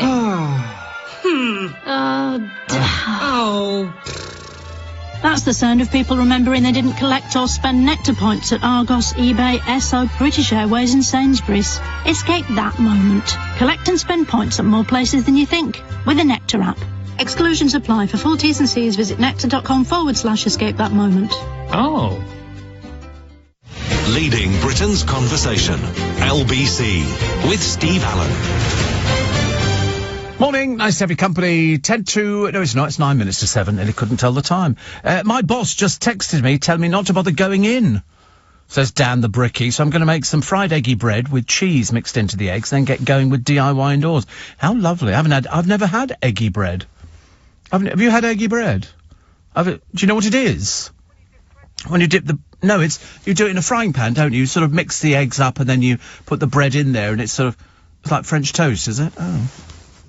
Sounds very common. I don't think I'll be doing that. Thank you very much indeed.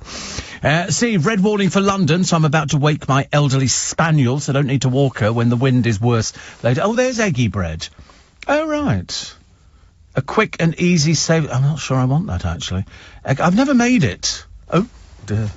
Cheesy. I suppose you can add cheese to it as well. I quite like the idea. But it looks very... And then you make it into soldiers, do you? And then sort of eat it that... How bizarre. How bizarre. Not for me, I think. Not too bad in the poor end of Twickenham, says Roger Whitten, so far this morning. A bit windy. Well, I've just looked out the window. It looks all right here. It's all right here. I mean, as long as we can get home. I think later on it might sort of build up a little bit. Celebrating my 60th tomorrow, having afternoon tea at the Warbrook House Hotel in Eversley with friends. Looking forward to seeing everyone. Bob and Bracknell. Thank you very much indeed. And Condoms and chocolate snacks that are soaring in price in the latest cost of living blow because the Durex owners, Reckitt, and Kit Kat makers, Nestle, blame the increase on rising costs.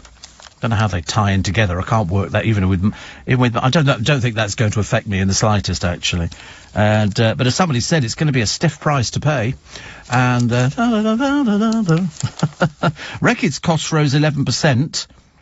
And although the firm's CEO Laxman Narasimhan pocketed $8.4 million in 2020, they're not that hard up.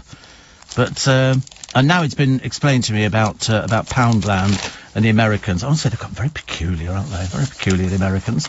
Bez, I'm so bored with Bez. I can't begin to tell you why I'm so bored with him. I don't really care. They go, oh, he's going to be our latest new star in this country. I do hope not. Honestly, why do we have to go for people who are sort of not very good at all? Dancing on Ice, I want to know who this one is, because I've got no idea. A Dancing on Ice star has been given the cold shoulder after getting a member of the cast on a date, or asking them for a date, and getting rejected. And apparently, the incident has now caused a frosty atmosphere backstage on the TV show. A source said it's been very awkward when everybody comes together and these two have to see one another. We know the identities of the pair, but are keeping mum to spare their blushes. Who's this going to be? I mean, honestly, but really, I'm not sure about that. It's just tell us who it is. Otherwise, I should imagine the internet will be absolutely full of the names of who it's supposed to be. It never seems to stay away from it, does it, really?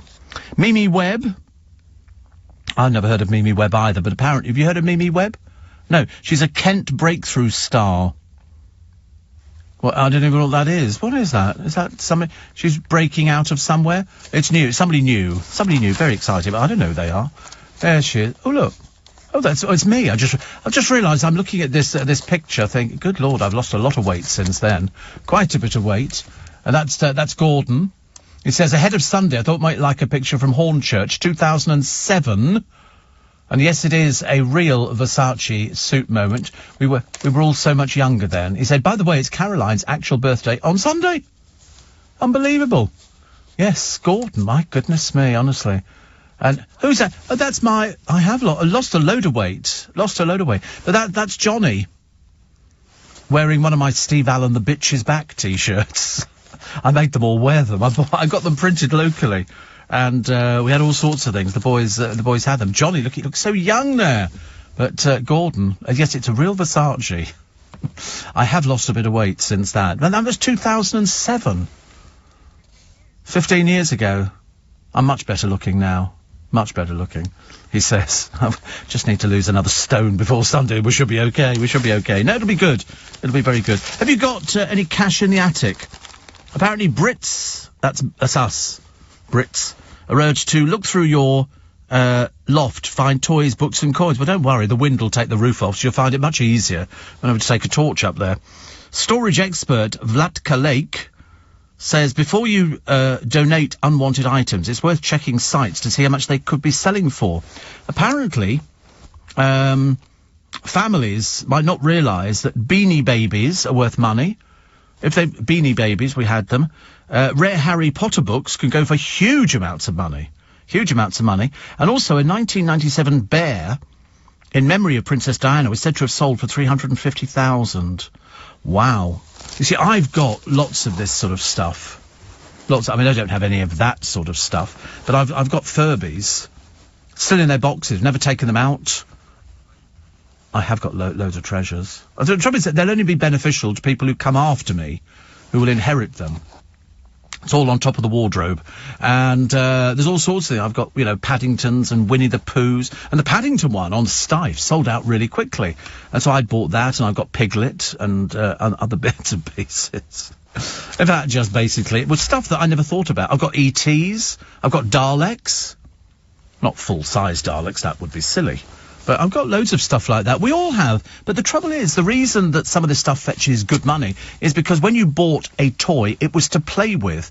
Whereas when I bought it to save. I didn't buy it to play with. And people say that's why some of these things go for really good bits of money. I mean, I've got a British Furby who's all dressed up in the flag.